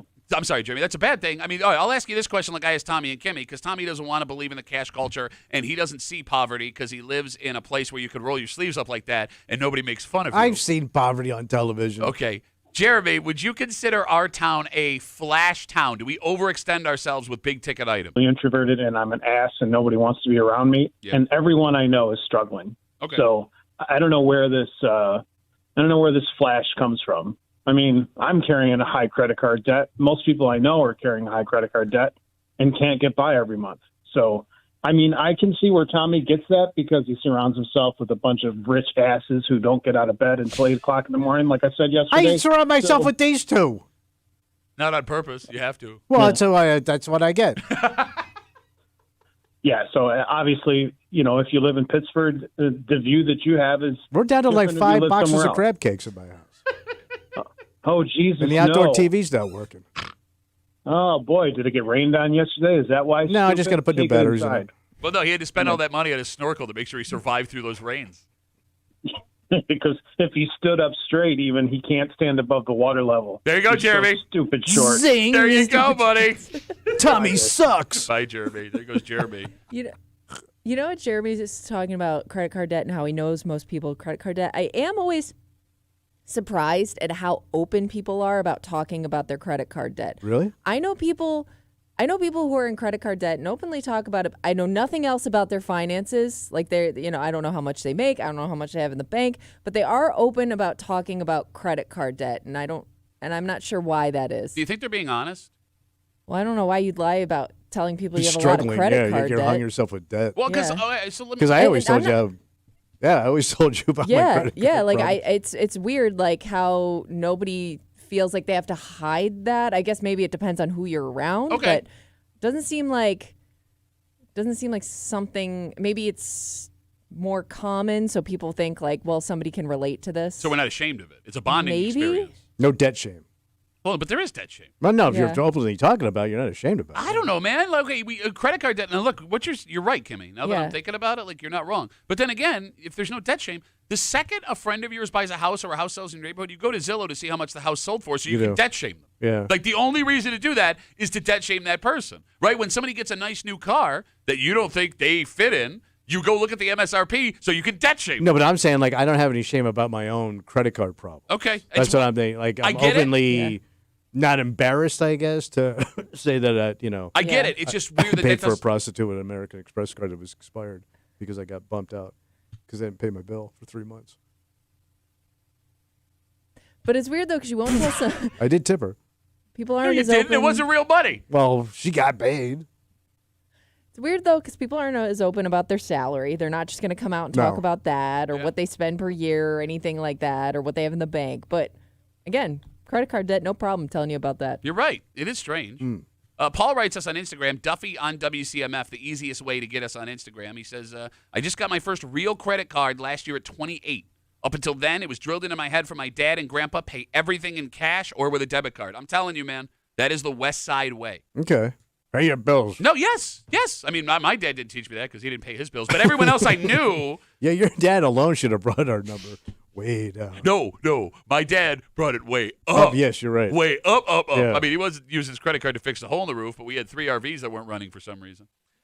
I think you also may be underestimating the lessons that the big 3 taught us when they went away here. Like Kodak, sure. Xerox, and Bausch & Lomb. Like, if you grew up here and had a parent or a grandparent that worked for Kodak, Xerox. The heyday. Yeah. Oh. Things were great. It was a party. Until they weren't. Because, Tommy, there had to be thousands of families that got pink slips, and all of a sudden, they had credit card debt they couldn't afford. Oh, yeah. In the 80s and 90s. Because they're all banking on that bonus every year. You got it. And all of a sudden, your family that was living the high life, going on vacations, 2 cars, 1 income, Yeah. you're in a bad spot. And that may be enough. I mean, Those balloon payments everybody signed on for. Exactly. So, like, if you're between 35 and 55 and you watch that happen in your family, that could be enough of a lesson where, Scared straight, buddy. yes, I don't want to be in that position ever Okay, again. okay. It was devastating. So we're good. No, we're we're not good. We're good. We learned our lesson. 252 WCMF. Well, maybe we are good because we're not Just financial. don't hang out with Jeremy because everybody's got debt around him. Well, actually, you may not like this next call we're going to take. Oh, I know who it is. No, you don't know this person. Because if you did, they wouldn't call you. Is it Miss Busted herself? No, it's not, but she's got the same name. Again, 252 WCMF. We're talking about how Rochester, bottom 5 in America, in a good way, for household credit card debt. We average $10,096 per household, which is 1/2 of Santa Clara, California, which is the highest at $21,000. Let's talk to Mary. She's got the last word. Hey, Mary, how are you? Hi, I'm good. How are you guys? Great, Mary. How are you? I'm good. So just quick, there are still a lot of people trying to use cash to buy houses, which is fine unless you're trying to do it in conjunction with a mortgage. So I working in the mortgage industry now for about 15 years. And once I came here to Western New York, I was surprised how many people are like, well, I have 10 grand to put down. I'm like, okay, where is it? They're like, it's in my house. And this happens a lot. I'm like, okay, well, you need to put that in the bank and let it sit there for 3 months, and then you can use it to buy a house. Wait, it has to sit in the bank for 3 months? So you look at the Italian. Wait, whoa. I don't trust this at all. Well, since the Patriot Act in 2001, all money for anything you buy that's federally insured has to be sourced. They only look back 2 months on bank statements. So as long as you put it in 3 months in advance, they can't see where it came from. Damn. So I had to counsel a lot of so they can trace it. folks. Yeah, so they have to be able to trace the money. Man, look at these pricks. I was making a joke, and you got all sensitive. He doesn't know what that means. So they can trace that. So they can trace the But money. that sucks. Did you know that? No, I didn't. But so where did you work before, Mary? Well, I worked in nonprofit for a long time, counseling people on how to get their finances together to purchase a house, and now I work in mortgages. So I'm a loan processor. But that's all I got. But I think you're missing the point. Before you guys make fun of me. Mary. Nobody's making fun of your lame ass. What? Nothing. Mary, thanks for the call. Have a good rest of the day. You missed the most important part. The amount of people that try to pay for houses with cash. I was more asking where she lived before, because she said she started doing it in Western New York and noticed a difference. So it's just so weird because I just heard in the break room from a man that's out of touch with everyday people that nobody uses cash anymore. I ain't got no cash. Yeah, I never had cash. You did, though. When? Bro. When the hell did I have cash? Oh, you didn't have cash. When you were doing comedy, you weren't working exclusively Bro, in cash. it was such chump. Again, having cash is not sitting on $50,000. Having cash is saving the money you have in cash. Bro, that money went from my hand right out the window. To pornography. Literally out the window because you backed into a pole and smashed out your back window looking at pornography. And I had to replace the goddamn window. All right, let's take a break. Look, there are valuable things you have that you can't make money with, but other people can. Okay. And Kimmy found a very alarming story yesterday involving your phone, your body, and your information. How's my body? doing. Well, maybe not your body. Well, that's just it. This is aimed at women, but it turns out these apps that are doing this, Yeah. there are ones geared at men that are doing the same thing because they say there's no such thing as a free lunch. Yeah. There's also no such thing as a free app because you are giving up things that you do not fully understand. Ooh. And we'll tell you what they found Okay. next here in the break room on CMF.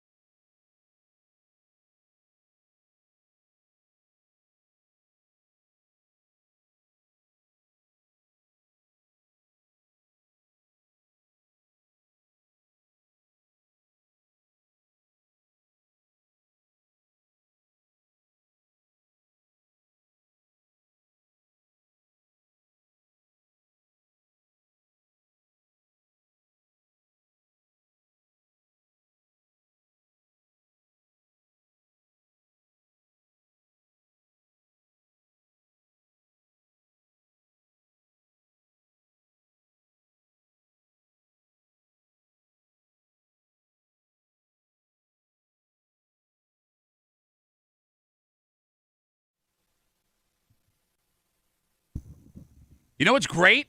Oh, a lot of things are great. Free apps are great. Free app? I'm not talking like mozzarella sticks. I'm talking like things on your phone. Oh. You know what's valuable? Your information. Yeah.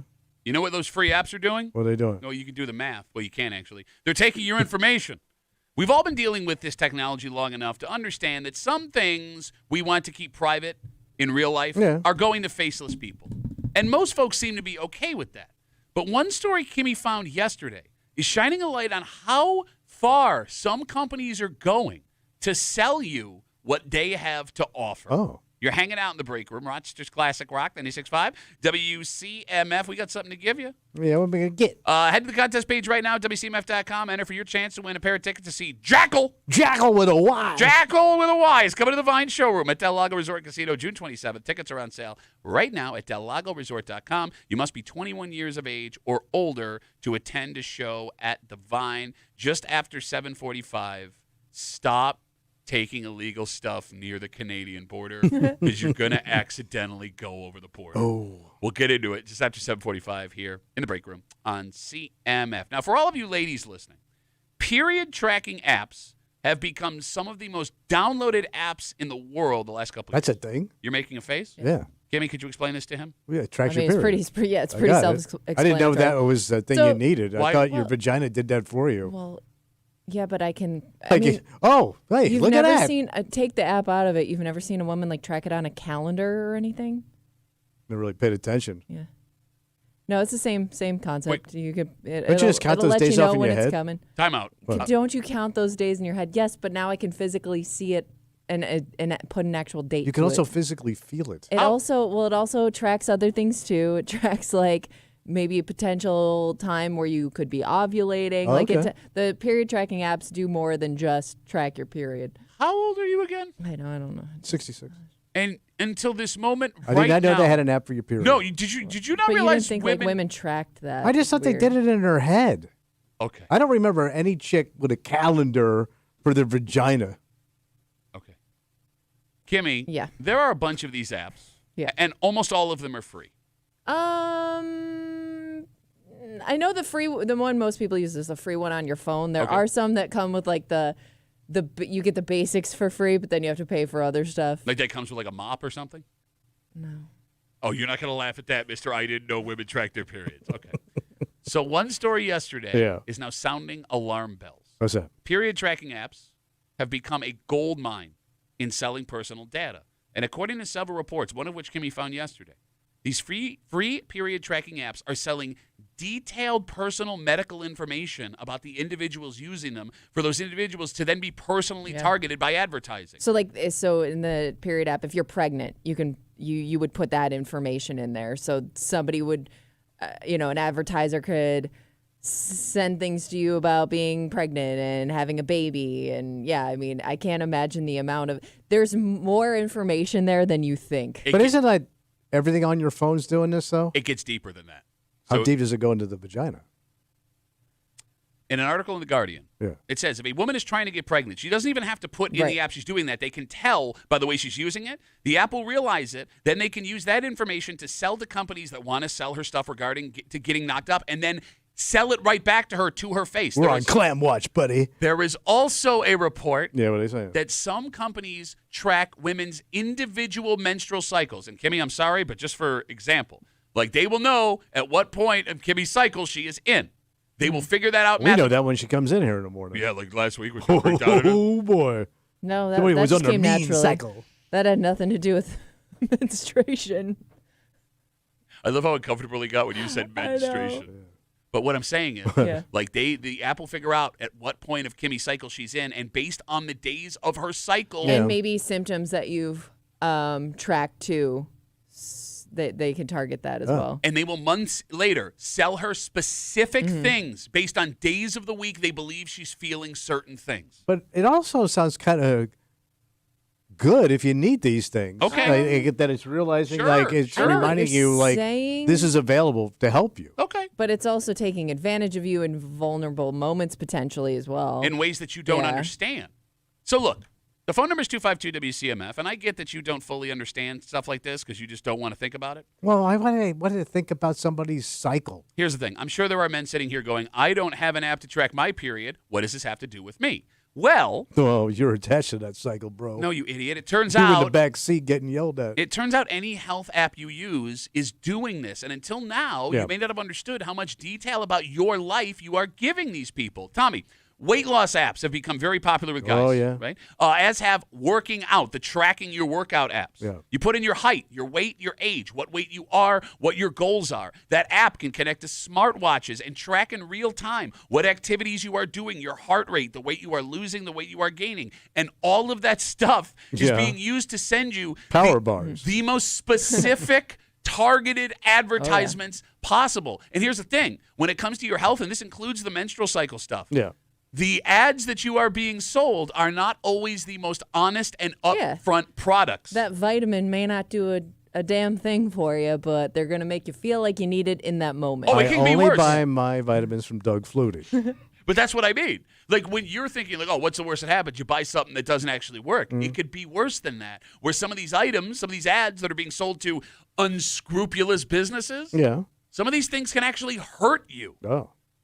Look at you. This doesn't bother you at all. Well, I just figured that's how these phones work now. Like every app you're on, this is how you get targeted. Okay. No matter what app. I guess my point is, all your apps are probably working against you. Fine, that's on fair your enough. Phone, that is fair no enough. No matter what you're doing. Yeah. And they you're know right. what you're clicking on. They know what you're looking Right. for. You're right. They do say there's no such thing as a free lunch. So I guess instead of paying for this, you are giving up your information that is valuable. I do find it weird, however. What's that? Of all the people in the world to be okay with this, Tommy, you get the most detailed targeted ads of all time. Yes. And you've been scammed by some of them. Multiple of them. Well, those baby shoes. And let's not forget about the mushroom jerky. Yeah. Okay. Well, I just didn't like the taste. Yeah, well. But I did get the jerky. Okay, no one likes It was the just taste. horrible. Because it's mushroom jerky. Well, I'm supposed to be healthy, and I got to watch the salt. You buy from almost every targeted ad you see. I'm still waiting for my prime rib jerky. But like here. Right. You have the weirdest profile in the world, but it's working because it is sending you the most odd specific items that you're like, yeah, I want that. But so far, I've been pretty happy with my purchases. But it's taking advantage of you. Yeah, but I didn't know I needed these things, Pat. For God's But do sakes. you need them? Tracksuits? Yeah. 252-WCMF, 252-9263. An article yesterday, Kimmy finds, talking about how menstrual cycle tracking apps are taking detailed information for women and selling them back items based on that information due to at points in their cycle where they think they would want that stuff. They're doing the same thing with men's weight loss and workout apps. And I think, Tommy, you are underestimating how evil some of these corporations can be. Oh. For example, a couple of weeks ago, former Facebook employees admitted that in the past, the Facebook algorithm would recognize when teenage girls posted selfies on Facebook. That's getting creepy. Oh, it gets worse. After those girls posted selfies, Facebook would send them targeted ads for beauty products, makeup, skincare, etc. So if they weren't dealing with being self-conscious already, now they really are. Well, they're just watching teenage girls. Self-esteem issues they're targeting. I want to say that again just so everyone understands what is happening. A multi-billion-dollar corporation recognized when your teenage daughter put a picture of herself on Facebook, knowing that she is insecure because all teenage girls are, and then used that to sell her products to make her feel more beautiful. Oh. That's not despicable? Pretty much, yeah. And you're fine with it. I mean, you got to make money, man. Not like that, you don't. Well, I mean, don't they do it when kids watch TV shows and they target them for ads, like when they watch teen dramas? Probably doing the same thing because they know teenage girls are watching. You're right. Look, you're right. I mean, it's just a more direct way of being evil. But that's the problem. Here's the thing. There is a debate to be had about what you just described. You're right. That has happened forever, and there's been people that say that's not right. But in this case, they have waited They're watching your daughter. And they're waiting for the most vulnerable moment your daughter has. It's not like, I want to say Dawson's Creek, but I want to sound like an old man. What's a modern teen show? I should know this because my kids. What's the one that you would know? I know that Miley Cyrus is doing pretty good. They're all set in South Carolina, and my 12-year-old watches LA 911. So like, I got a bad example. Yeah, I don't know. She was watching the one from Texas yesterday with Rob Lowe. Oh, yeah. When Rob Lowe tells your daughter that she needs a foundation remover. Austin, 911. And a quick sidebar. Yeah. There's an episode yesterday where the cops and the firefighters are playing in a softball game. Yeah, there's charity games. Yeah. And they get in a fist fight, and it was the most authentic episode of any of those shows I've ever seen in my life, having played The in only multiple. real part. Exactly. No, man, okay. I just find it But weird. I guess this is just the way the world's going to work now. Only if you say it like that. Well, what are our options? So let's talk about that. I mean, one, you could just not use these free apps. Right, but the But apps- I I like think- them. But every app is Yeah. doing this, whether you're paying for it or not. And if your kid is on any social media, they're getting influenced by influencers and things that they follow and like. And it's, it might help, I guess, if you're not being tracked on these apps, but I think you're still going to get fed those ads no matter what. Okay, so then maybe it comes to a hard shift because there is also the debate now raging on parents at what age, if at any age, kids should be on social media. Okay. I mean, look, all you have to do is not look and not participate, and But this good stuff luck, man. becomes ineffective. But that's what I mean, is you sit here and go, this is the way the world works. Doesn't have to. We don't have to participate in this. No, we don't, but it'd be very difficult not to. Well, It would be. I mean, it would take a lot of self-control for your kid not to be on any social media, not to Google anything. my kids aren't on any social media. But And do I'm not saying that to be like But they will super be. dad. Yeah, eventually. I mean, they're going to have a phone. No, they have a phone. They're not on social media. And maybe even the phone But is even doing if they this. Google something, that's tracked. That's Yes. sold. Yeah. Yes. So if they just look something up, they're gonna go into that system. But again, they don't have my daughter's like personal All right. information. But how do you not know that with Google? I guess I don't. Because that's how Google makes money. They sell their stuff. Sure. But my daughters aren't on any places But do like you- on social media where they're going to be getting direct Right. ads. Yeah. Right. But do you think, though, because their friends are probably some of them, Yeah. and they're influenced by their friends who are influenced by those ads. So You're right. it's kind of, it You gotta may, stamp out friends. they You're doing might that. not be as heavily influenced by it, but I think that it's kind of hard to prevent them from being affected at all. I'm not saying there is a perfect system here, and you're right. Everyone will always be influenced. We've all been influenced throughout our entire lives. Even if you think you're someone that isn't influenced by anything, you are. It's just how it works. I'm just saying, man, when you have guys in suits in boardrooms making Yeah. a decision to sell your daughter makeup after she puts a picture of herself up at the junior prom, that's a problem. That is a problem. And it's a weird road to go down too, because using like a period tracker app seems like the most innocent thing you can do. Like, I would think using this, how could this be bad for me to use this? Like, it seems like such a helpful tool, and now But it that probably is even a helpful kind of tool. exposed. It is, but I guess it doesn't feel as private now, knowing that information's out there. They're in her vagina. I'm gonna let that one. No, slip. I'm serious. I mean, what, did that make you uncomfortable? Well, 'Cause that's a no, fact. I thought it was I some mean- jokes, but they would No. not be appropriate. That is a fact. Yeah. They are in Kimmy's Not vagina. in the vagina. And they're I gotta think, they're just connected to her vagina. Wi-Fi Gina. Vagina? Why? Yeah. Vagina. Vagina. Vagify? Yeah, we'll go with Vagify. Vagify? They got Vagify. All right. They have Bluetooth connected to Kimmy's Vagify. I mean, I gotta think any health app. If you have an Apple Watch, I mean, companies know screwed. when you're running around. Like, they can sell you running shoes while you're running. I mean, she's right. She's absolutely right. I mean, you also get this too. Like, you'll get direct ads based on places you are. You go to a Bills game, they're trying to sell you stuff while you're at the game in the parking lot looking on social It media. is funny when you go to a city and you come back, you start getting like restaurants and stuff just popping up on your phone. Well, it's so funny you say this. I just had a guy reach out to me, a couple of people actually, saying that when they listen to the Odyssey app, their commercials are in Spanish. Oh. And they thought they clicked the wrong button, and they go, how do I change it? And I go, have you been Googling Mexican restaurants? And they go, yes. And I go, I think that's why. Oh. It would make sense. Could be. Muy bueno. Way to go, compadre. The Mexican. Spanish. Oh, same thing. Huh? Compadre. Yeah. All right, Kimmy, let me ask you this. If we Yeah. talk about a way to stamp it out, all right, let's say there's federal legislation passed, right? All right. You can only do this with the permission on free apps. Would you pay $25 a year for the cycle tracking app that you use? No, like anytime they say, add this for $1.99 a month or whatever the extra thing I want to use is, I'm I won't. Okay. I always pass. So even if it's something that I really need at the time. But in this case, this would ensure there would be federal legislation. Yeah. All of your information is kept private. So after this whole discussion, even you being alarmed by this, you are still fine. It's not worth $25. It's for something that I get for free. Have all my vagina info. Ain't worth $25 of my money. My vagina is not worth $25 a year. Put that on a T-shirt. Sell it at the rock shop. Let's take a break. All right. Look, I'm not trying to encourage crime. Okay. Right? But like just for the sake of your freedom, if you're doing something illegal, stop driving here. Because these stories are hilarious. Yeah. But like this person could do like serious federal jail time now, all because he decided to make a wrong turn with this in the car. Oh. And it's not even a car, it's a truck. Big ass truck? We'll get into it next here in the break room on CMF.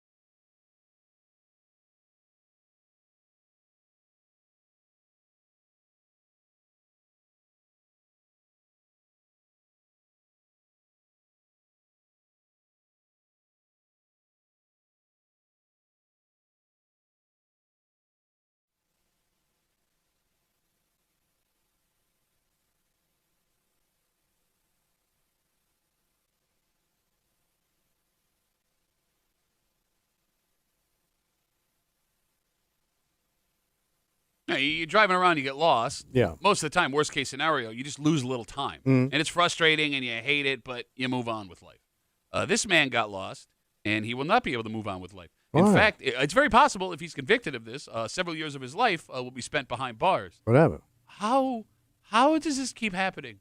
And how does nobody see it happening and be like, you know what I'm not going to do? Go anywhere near this place with these things. You're hanging out in the break room. Rochester's Classic Rock, 96.5, WCMF. We'll jump right into it. Another wrong turn at the Peace Bridge has led to a criminal situation. What happened? A 43-year-old American citizen was driving a rental truck in the greater Buffalo area when he made a wrong turn at that same roundabout we talked about the last time. And ended up on the Peace Bridge into Canada. And if you missed the last discussion we had, for those who don't know, once you get on the Peace Bridge, you have to go into Canada. Yeah. You cannot turn around. You cannot go backwards, right? It may have been the most costly wrong turn of his life. So what happened? Police say when he hit the border, police discovered in the back of this truck, rental truck he was in, by the way. So was like he working? No, it was a rental truck. Well, he was, I guess, working. 78 pounds of marijuana. Oh. 78 pounds of marijuana. I want to know where he meant to go. Well, you gonna follow him? No, but Mario, I'm wondering like where you're shipping that off to. 78 pounds of marijuana with an estimated street value of almost $250,000. Holy Christ. He was arrested. Oh, man. He is charged with a Class D felony, and it's all because he made a wrong turn. Yeah. Last week, we told you the stories of two different men, one that had several illegal weapons in the car. Another one, I forget, was that also a drug one too? But two of them happened in the same week. How does this keep happening? Well, like you said, like you're just not paying attention to that rotary. Maybe it's designed that way to catch people. Catch drug dealers Yeah, trying well, to. it's kind of working, Or right? they just get there must be a ton of people who have to do this turnaround every day. No, and it just so happens like this is just a group that got caught. Understood. I guess what I'm asking is, if I know that I have something illegal in my car, and I am aware. You're close to the border. Yes, I'm close to the border, and that this one specific section, lots of people accidentally cross the border because all of these people are American citizens. Yeah. It sounds like they live in the greater Buffalo area. So you would be aware of this. You would think. Why Yeah. would you go anywhere near this one specific area? Yeah, one road. It's the same spot where everyone keeps getting arrested. Yeah, that's a good point. And they keep showing up. They should put a sign, if you have drugs, turn around Like, now. in all seriousness, like if I have 78 pounds of marijuana in a truck that I rented. Now, granted, you don't need a master's degree to run this business. Yeah. I would think, hey, why don't we sit down real quick, pull up MapQuest, and find a way to get where we're going without going anywhere near this roundabout. Especially with that amount of drugs, because I'm afraid, like, not only am I arrested, I just lost that much money that I owe somebody. Yeah. Like, they want their drugs or their money back. Well, the good news is, keep me in jail. yeah, you'll be in federal prison probably if this man is convicted. Right. So knowing now that this man in a rental truck, another man, U.S. citizen, accidentally traveled over the Peace Bridge carrying 78 pounds of marijuana valued at almost $250,000 on the street. Tommy, can you imagine? What's that? The moment you realize you are on the Peace Bridge, you are in a rental truck. Oh, the panic? You don't have an ID to get you over the border. I'm freaking out. And you have $250,000 of weed in the bag. I panic when I don't have anything in my car. Yeah. Thank you. Like, you just feel naturally like you're in anticipation. trouble. You're right. When you get to that guard. Do you think if you're actually doing something wrong, maybe you're more calm? Because you think you're going to talk your way out of it? Or say, you know what? Just made a wrong turn here. Going to flip it around and come back. What? Let me throw out this theory. Yeah. I mean, it takes a lot of confidence, borderline arrogance, to even think driving 78 pounds of marijuana in a truck is a good idea anywhere, right? So maybe, like, if you're actually doing something wrong, like Kimmy said, you think you'll be able to just, like, talk your way in and out. Stupid. It's your only option, though, at that point, because you're in. What else can you do? This might be a dumb. Can you? I mean, is it suspicious to take a rental car over the border? Yes. Period? Oh, yeah. Yes, absolutely. So I would think like that alone, you should be nervous about. Yeah, he was effed up. Yeah. Oh, yeah. And, like, you know how the Peace Bridge is, man. Sometimes the traffic can back up 15, 30, 45 minutes. Anticipation. Would you want... Okay. Slowly rolling to your arrest. Let me ask you this question. Right. All right. You are this man. Right. You have made this wrong turn, full of marijuana. You're going to have to cross the border. You're going to get busted. You know you're arrested. Do you want no traffic to just get it over with? Or do you want 60 minutes of traffic to enjoy at least the last 60 minutes of freedom? You're not going to enjoy it. Yeah, no. You're just going to be freaking out. Oh, yeah, you can put on Netflix on your phone, watch it. Enjoy your last couple episodes, have a couple of sticks of gum. Nah. I would rather not even realize it till I get to the guard. Yeah. Because that way, at least I didn't torture myself for another extra hour. Okay. All right, think about this, though. Yeah. Think about this. They got the duty-free right before you cross the border. Oh, man. Wait, no, duty-free's before the Peace Bridge, isn't it? I can't remember. All right, let's say the duty-free is after the Peace All Bridge, all right? You have to go into Canada. Yeah. Do you stop at the duty-free, max out your credit card, buy all the booze, bad snacks, and cigarettes you can, and just have one last Just party? enjoy Yeah, just it. sit out there and eat and smoke. And drink. Yeah. I mean, why the hell not? Yeah, I'm already going to get arrested. Yeah, that would be a great idea. Get a bottle of Johnny Walker, Okay. an enormous box of Marlboros, and a big Toblerone, the ones that looked like the size of a support beam, and just go at it. All right, here's what you do. That would be delicious. We keep the Johnny Walker. We keep the Toblerone. What you do is you get the giant Toblerone, you hollow out the middle, Ooh. all right, all the way down. Yeah. You put a cigarette on the end, and you smoke that cigarette while eating the Toblerone. It's like a Toblerone bong. 252-WCMF, 252-9263. I really hope this guy was working for himself. He probably wasn't with that much I'm guessing marijuana. he's in big trouble. Man. Yeah, well, I mean, he's in big trouble anyway. You No, I mean, slice it. like, beyond prison, this guy's got problems, man. Is that an old school way of thinking? Well, that's somebody's dope. He could be an independent businessman, Thomas. I'm guessing Going on a not. delivery run. Yeah, Yeah. well, I don't know. Yeah. He ran. He grows and delivers it himself. I'm thinking that guy's a dead man. Okay. But again, like, it's legal in New York. What are you doing driving it around New York anyway? Well, it's I don't know. it's legal in Canada too. That's the strangest part about Maybe this. that's what he thought. Like, Well, no, it it's said he- legal in both places, so It's- I can't get in trouble here. It said he accidentally made Yeah. the turn in the story, so he did not mean to yeah. cross Like, the border. oops. And even, federally. No, but I'm saying like when we're talking about not being worried about going over the border. Is he a Buffalo guy? It said U.S. resident, I would assume. Because I wonder if he was just passing through, Yeah. going someplace else. Like Oh. he was cutting through Buffalo, going towards Erie. But here's the thing: if you're doing that, you're taking the 90. You would have Yeah, to go you'd be in the so wrong far direction. out Lost, of your yeah. way, right? And like the lostest of lost, because you would have passed 20 exits off 90. You would have had to go over. I'm thinking of the you would have had to go over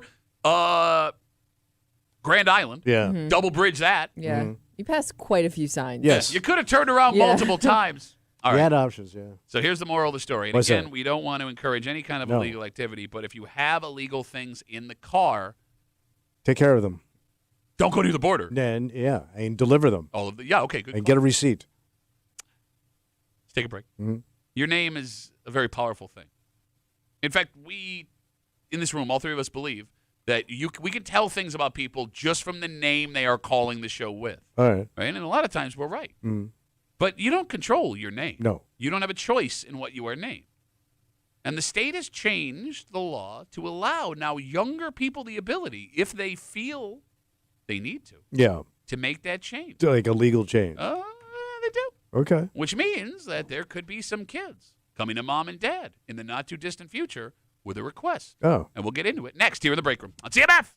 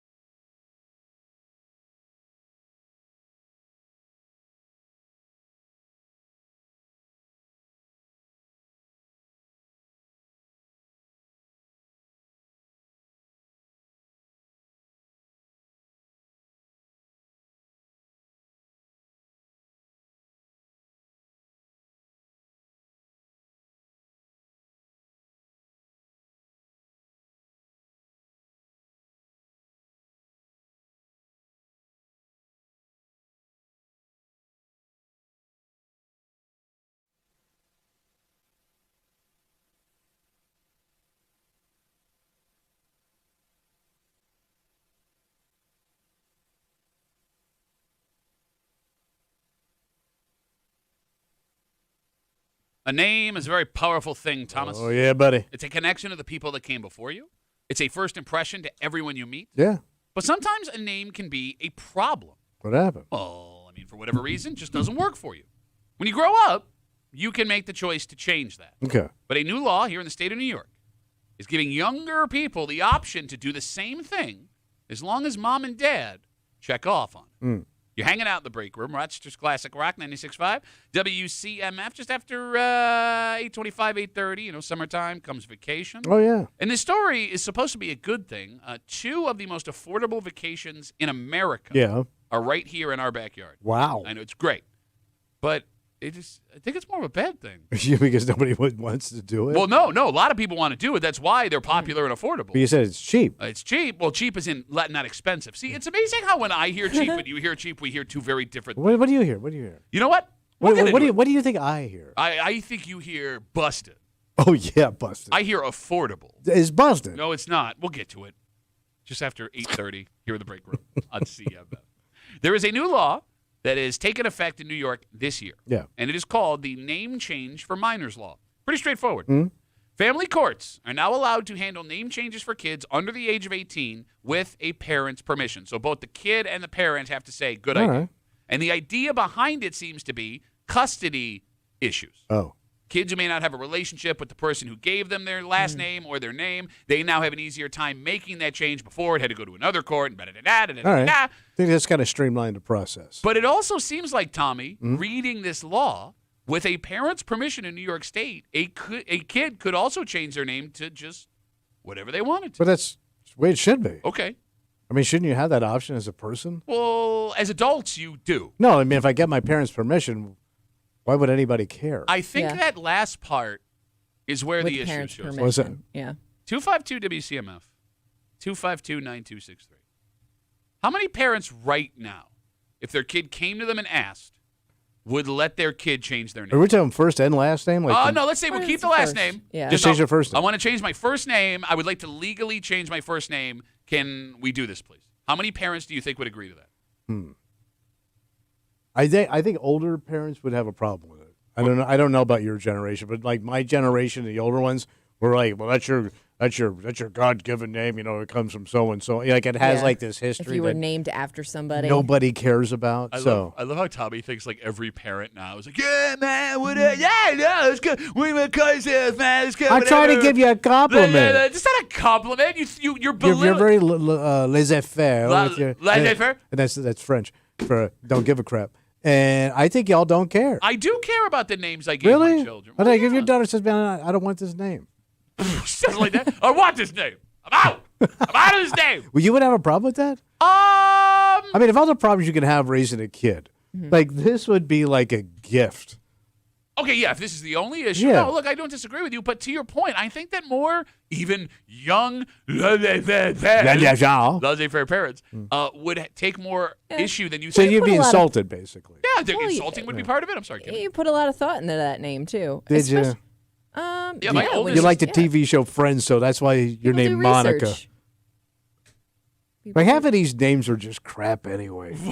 They What? come from Craptown, USA, baby. Half of these names are just crap from Craptown, USA. You know I'm right. What does that even mean? Look at the people I know that named their kid. I used to work with a guy, Lucille Ball and Sammy Davis Jr. Okay, there are extreme. Because he liked those characters. You can't use the most extreme, stupid example.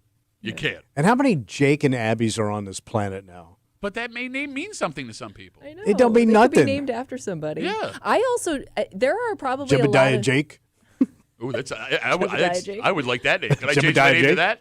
Did you? There were people as adults that I didn't realize I wasn't calling by their actual first name until like later in life because Really? as a kid they wanted to go by like their middle name. Like there were so many kids, and for whatever reason, their first name was actually like William. Yep. But they went by like their middle name, which Yeah. was like Josh or Tom or something. And I was always surprised, like. And their parents would call them that too. It wasn't even like something that they just decided they wanted. It was just now we're going to call you by your middle name. And like when you were in elementary school, the only way you found that out is when the substitute teacher Yes, would come in and yeah. they'd be, Random What? names? yeah, Your there's name's Bill? Jake, Jebediah. Oh no! Did every kid at some point want to change their name to something cooler when they were younger? I think it has to be. It was always based on a TV character back in the Yep. day, right? Like that kid, he was cool, and he had a cool, more modern name, and that's the reason you wanted it. Like I wanted my name to be Jason because the Red Ranger's so bad. So bad. Or any sports hero, right? No, that's a good one, too. Yeah. Right? Yeah. Yeah. I mean, but here's the thing. You bring up, like, people just picking names out of thin air, and I get that happens, Yeah. but there are names that have deep meaning. But they really have no meaning because it doesn't matter. But, okay. Well, it could be a name passed down generation to generation. Yeah, let it go, man. Walk with me You here. are one of those people. I hate it. I'm named after dead people. Yeah, like your I made- career. Yes. Walk with me. Oh, where are we going? If I am a parent who named my child after a family member or a friend, Yeah. and you come to me and tell me that I don't want this name anymore, you don't understand why someone would be bothered by that? Yeah, because it's your friend, man. It's not my friend. But this- why you dumping your busted ass dead friend on me? Wow. That's a valid argument. No, it's not. When you say, why are you dumping your busted ass As dead friend on me? Okay. Kimmy, what did you want your name to be when you were in elementary school? Well, I mean, you bring up the Power Rangers. That was the only time in my life where I was mad at my parents for not naming me Kimberly. Because all the Power Ranger, Pink Ranger stuff had Kimberly all over it. I was like, that's almost my name. Oh. Well, I mean, look, going in the business you did in the town you did, everything worked It out. worked out. Yeah, But yeah, they yeah. just named me Kim, so I felt like I was shorted. Okay. So there are parents, as we talk about again, 252 WCMF, this law, it is allowing family courts in New York to handle name changes for kids with a parent's permission. It's an easier, more streamlined way to do it, and the reason they're doing it is custody disputes. It makes it easier, in case things change, but it seems like, based on the law, you could just, go to a family court and change your kid's name. Yeah. There are parents who don't do their due diligence for names. First off, your kid's name shouldn't be able to rhyme with anything that's insulting. Harry, Yeah. Mary, Farty, Marty, Hory, Lori. You get what I'm saying? Okay. And if you didn't think about that when your wife was pregnant, when you were pregnant, Came out later. I mean, it's cruel for a poor kid. And I would know because I had the worst first and last name for a fat kid ever. Patty Patty. Fat Pat, Puffy Duffy, Patrick Duffy, can't eat a Nuffy Duffy. Patrick Duffy, yeah. I mean, they That's just tough. they were just nonstop. Is anything that was fat or puffy just kept coming. See, and he's laughing now, and it hurts me now. Good stuff. It's good 38 stuff. is not good stuff when you're like Man. 7, 8, 9. Tom is like, I'm mad I didn't come up with those creative kids. But it is tough, though, because even if you picked a different name, sometimes kids will still find a way. They'll find a way to make it insulting. And you have to be an insulting person to know that. You know what I mean? Yeah, It's you're like, right. like my wife would not do that mental gymnastics to get Yeah. to that. You're right. Here's what you need to do. Yeah. If you are having a baby right now, Get ahead of it. no, I'm serious. Dildo Johnson. What is wrong with you? It's there, kid. You're just stuck with it. Whatever names you want to name your kid, put it into a rhyming dictionary Oh. and see what. I'm not even kidding. Will I'm it give not- you all the bad ones? Well, I mean, I don't know if it'll give you bad ones, but it will allow you to just start rhyming that name and figure out what comes up. Although maybe that's not also super bulletproof because there are slang terms that show up after the kid's born. true. It's so Or funny. people that show up that go bad after, too, that you don't see coming. That's the other thing, Yeah. man. What's that? I mean, if your kid is named after, You just like that name. Bill? Athlete. yeah, I mean, think of Celebrity, Cosby, whoever, P. yeah. Diddy. Oh, and somebody went bad. Somebody went horribly, horribly wrong. Yeah. I mean, I'm guessing there aren't too many Orenthal Jameses. Yeah, but he was so popular back in the day, though. Did you ever meet another OJ? No. But, man, he was such a big figure of the 60s. I know, but his name was Orenthal. Oh, yeah, I guess. Like that. The best Yeah, thing but that when happened kids- in the OJ situation is that his parents named him Yeah, Orenthal. you're right. Yeah. There have to be other OJs, though. Like OJ Mayo, the basketball player, also went there's bad, by the way. one. Also went bad. That's the only one I Did can he? think. I didn't know that. OJ Howard, tight end, who also yeah, played there, for the Bills. there are and other trained. OJs. But we got 3 OJs. And by the way, that's a But name those that's- are just the ones you know. Those are. Do you think there's unknown OJs out there? Not anymore. Have you ever met an OJ where you didn't immediately remember that man is OJ Yeah. for the rest of my life? True. Give me another OJ.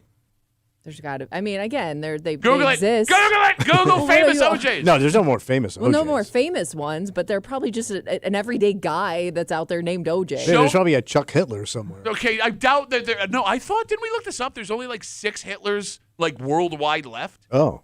because people decided it was a bad idea. Yeah, probably. you drop it. Great decision, by Yeah. the way. You know, it's so funny. You sit here all nonchalant as we talk about, teenagers changing their name with their parents' permission and how parents should be cool with it. Let me ask you this question, smart guy, because you never had kids, Yeah. but you have stepkids, Yes. and they're in their 30s now. Yeah. Let's say, Yeah, 4th of July. Yeah, what's gonna I don't know come why you're on? getting mad at me. I'm just asking you a question. Yeah, smart guy. Your son comes home from Yeah. Chicago. Yeah. Looks at his mother and goes, "Listen, Yep. I'd like to change my name." I'm leaving the room. Why? Why? She's tough on the names. No, bro. because I just heard Yeah. here in the break room Yes. that you shouldn't burden me with your lame-ass, bitch-ass name from old school, don't matter none, quit being stuck in the mud. Yeah, I ain't messing with that, man. Because she would put up a fight. Okay, follow-up question. Yeah, go ahead, man. Stupid idiot in the back. Thank you, Stephen Idiot. Oh, the puffy boy, Puffy Duffy. You know that your wife feels this way, and you did not consider that at all when you were running your stupid mouth. What can I do? Okay.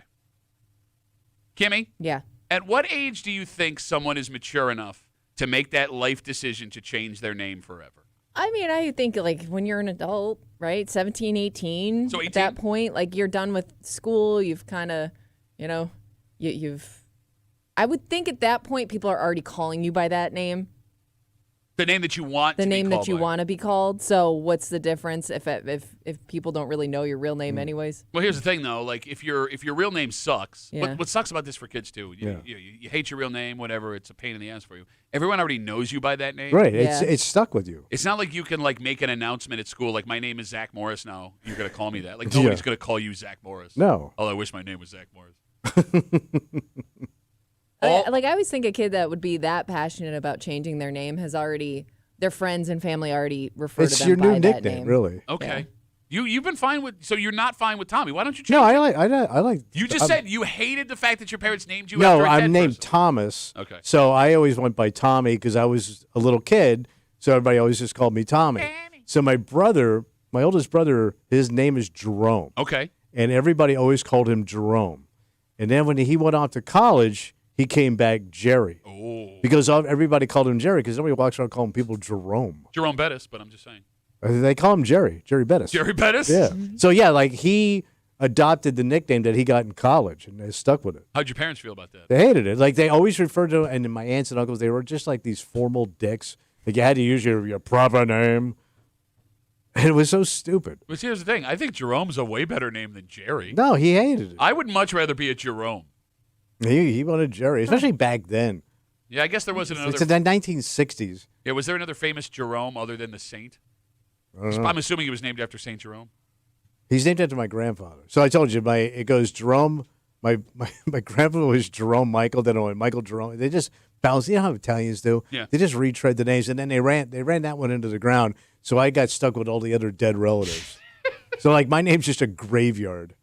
You know the other funny thing here I'm just remembering? But For a man who was so like, be called whatever you want, there was a massive scandal in your family because of your last name involving multiple relatives. yeah, from New Orleans. Because you are Muley. Yes. Right? But there are some members of your family that changed the pronunciation. Yes. Yeah. They take the way they spell it. Okay. Oh, I'm So, sorry. Yeah. So it's spelled, how do they spell it now? Mulay. And Oh. like people were ready to disown them. Oh for yeah, that. yeah. Like they were pissed. Like they wouldn't talk. Yeah, I would think people would have more of a problem changing the last name than the first. Like if your kid wanted to change their last name to something that wasn't yours, I could understand as a parent like why that would upset you. I never got that.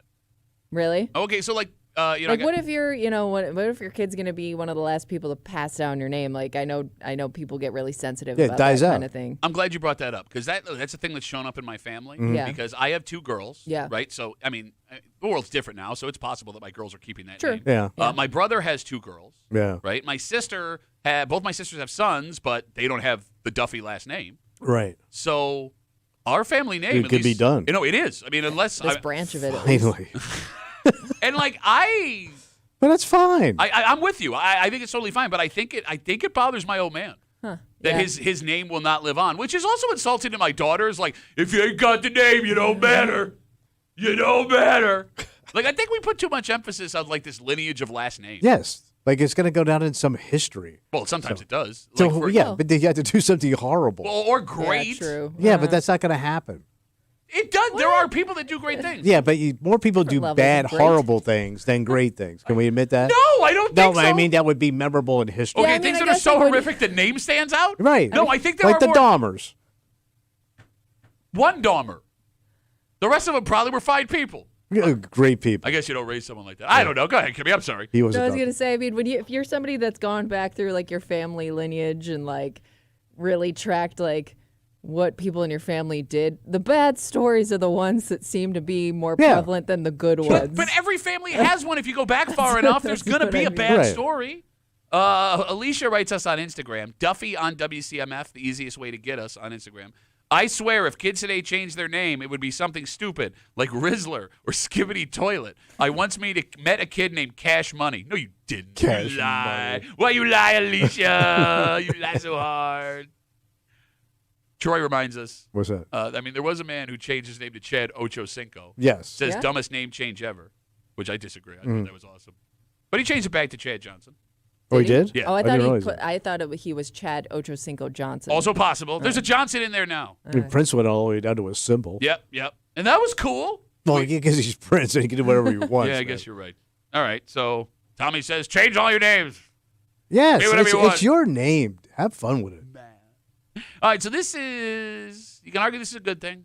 You can argue this is a bad thing. All right. Because, like, if you want a quick vacation right here in our backyard, Yeah? not only are these internationally recognized, they're Internationally. cheap. Wow. But when you have a lot of cheap options near you, Yeah. it takes away your ability to do something else because going on vacation means getting away. Yeah, a break. With these, you wouldn't really be getting away all that far. We'll get into it next here in the break room on CMF.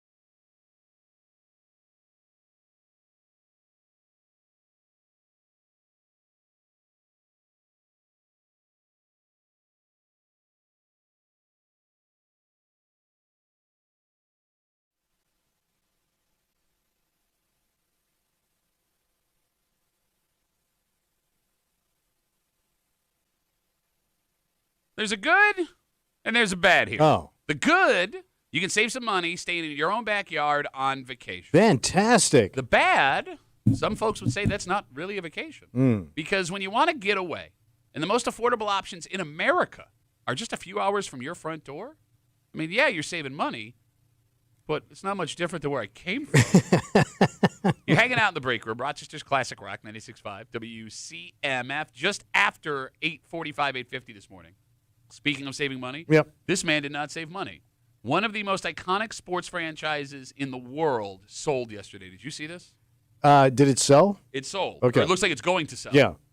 Did you see what he is paying for this franchise? Yes. It is a record for the most money ever spent on a sports franchise ever, and it's just one of a handful that he now owns. Oh. We'll get into it just after 8:50 here in the break room on CMF.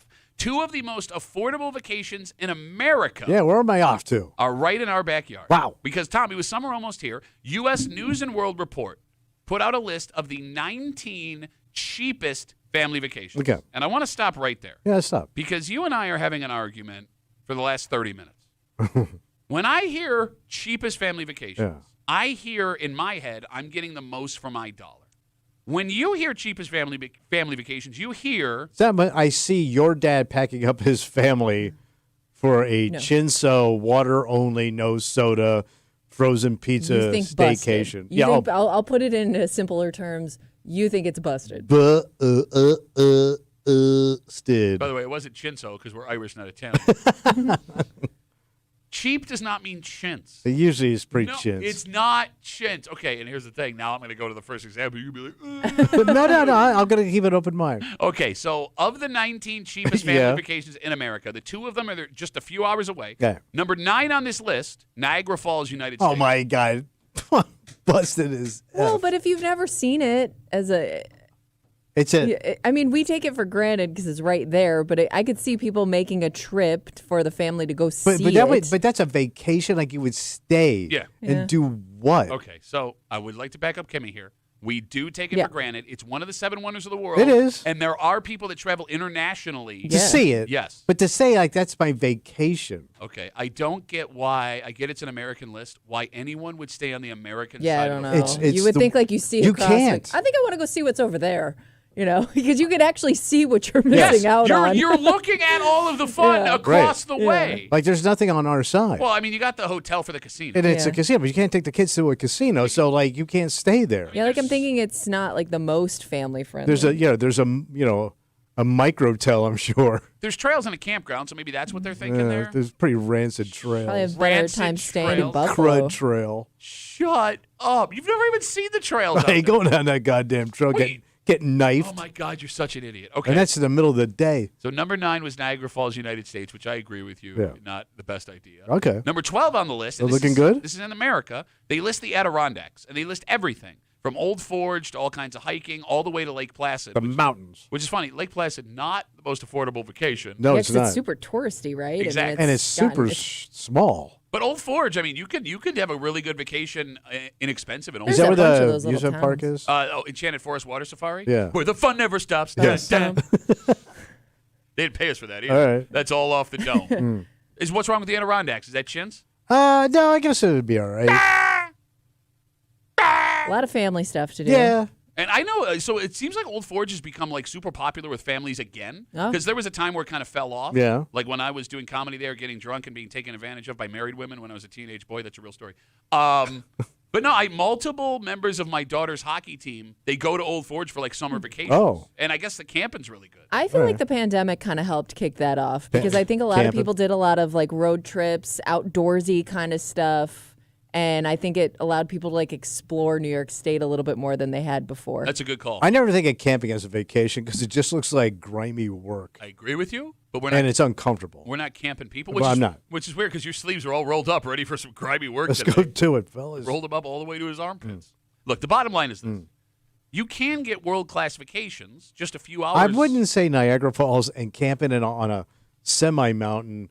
Semi-mountain? They did the Olympics there, you idiot. Bro, it ain't the Rockies, Oh, bro. my God. Yeah. There's some beautiful places in the Adirondacks. They're not even snow-capped. You're the most. Yes, they my are. How do in you, the winter, not in the summer. you are the most frustrating human It being ain't I've the ever met in Rockies, my life. bro. Shut up. Shut up. Rockies, one of the worst teams in the history of baseball right now. You want to be them? No. You want to be them? No, By you the don't way, want to be them. what mountain are you climbing? Where are you skiing? You're not doing any of that Well, I'm anyways. just saying. You just want to look at it? At his size, climbing his wife's front step is scaling a mountain for him. He's got to get a Sherpa to get him into his bed every No, night. that's when I'm with your mom. You don't even know what that means. Shut up. So, Kimmy, here's my issue. Yeah. Phone number is 252-WCMF, 252-9263. With two of these spots just hours away from us, the 19 most affordable, cheapest vacations in America, having so many affordable options close is good because it saves you money in an easy way. Yeah. But it also takes away two legitimate places you could travel to that won't break the bank that's away from home. Because it does feel, Kimmy, like all the touristy stuff in New York is so inexpensive. I'm sorry, let me try that again.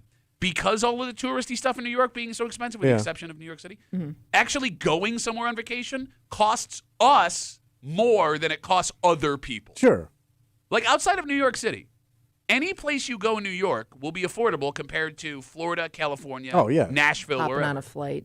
Whereas people in California, Florida, Nashville, they Have spend it all in their backyard. But I'm saying they spend a lot to live, but if they want to travel somewhere, like they could come up here and go on vacation and spend half the money they normally would in vacations in their backyard. They could. Like it kind of sucks. Yeah. If I want to actually leave the state, it's going to cost me more money Yes. comparatively. Yeah.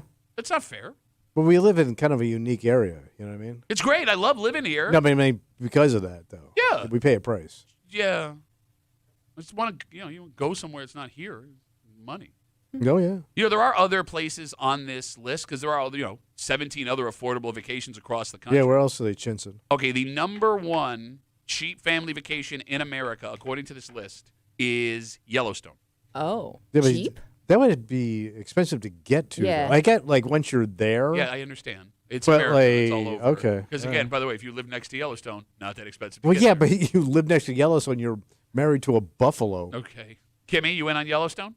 I mean, I would love to see Yellowstone. I guess I didn't recognize that as necessarily a cheap vacation It's because just it's a national park. yeah, but I would think between getting there and the potential vacation you have to take from work Okay. because you're probably gonna have to give Just the yourself a flights few to extra get there days. would kill us. Okay, but again, the flight. I understand. All right. I'll right, give you a okay. second. Number two is a drivable one, and lots of people from the greater Rochester area drive to this place every summer. It's gotta be Jersey Shore. No. No? Outer Banks, North Carolina. Oh, Jersey Shore was our All go-to, right. but that's because we had cousins that lived there. Like Outer Banks, for whatever reason, Kimmy, is very popular with folks in Rochester, It's supposed to be nice. specifically on the west side of Rochester. Oh. Gates, Greece, What are the Chi-Li. Outer Banks? Yeah, because I didn't know anything about Outer Banks. Do Yeah. they see it as like a step above Myrtle Beach? Yes. You know what I It mean? would have to. Is that what it is? I think it's nicer. Okay, you're too east side to even have this conversation. No big deal. You wouldn't be caught dead in Outer Banks. I think there's actually a show on Netflix There right is. now for teens called There Outer is. Banks. Is it a Why teen not? show or should my I kids? don't know if I it's hope a it's a teen show. teen show. My kids shouldn't be watching that show. Should I they? have no idea. I've never seen it. Okay. Could you Google? I know it? there are teenagers in the show. While we're having this, could you Google if I need to stop? Well, too late now, make right? my They've already kids- seen it. Probably. Okay. And then the third, Pigeon Forge, Tennessee. Okay, that's just an amusement park, though, in the sticks. It's a lot of different weird things. Yeah, we've been through it. Yeah. Yeah. I like stuff like that. It's all right, but I wouldn't want it to be more. You're right. It was cool to drive through, Branson, but I don't think I'd want to stay there. But here's the thing: we've never actually spent time in places like Branson, But we Pigeon did Forge. shows through there, though. And No, saw it. I'm saying, but you never took 3 days. No, I will say one place that I thought was cool, and then they made a TV show about it, was the Ozarks. Yeah. Some of those areas were gorgeous Super gorgeous. and big money, yeah. big Southern money. Oh, big Southern Oh money. yeah. But you've been to the Ozarks, haven't you? I've driven through them. I Yeah. didn't really look around. I'll be Yeah. honest with you. I was driving No, I through. did shows in there, and the place they had money. It was So kind of why were they weird. booking you? Well, they also didn't want. Nobody wants to go over to the Ozarks. Kimmy is Outer Banks. Outer Banks, a Netflix series aimed at a teen and young adult audience. So I okay. think And you get- young adults, those are the ones that get in trouble. No, that's my kids. No, young adults, I'm thinking 20-year-olds. Yeah. Like the more you go down this list Mm-hmm. of affordable family vacations by U.S. World and News, whatever, the more it starts to sound like those stereotypical nightmare family road trips. Yeah, so it's like every state park is affordable. Okay, but here's the thing: the older I get, the more appealing those trips become to me. Really? They just look like they're tough to do. But I want to spend as much time with my girls as possible. Yeah. I'm starting. What's funny?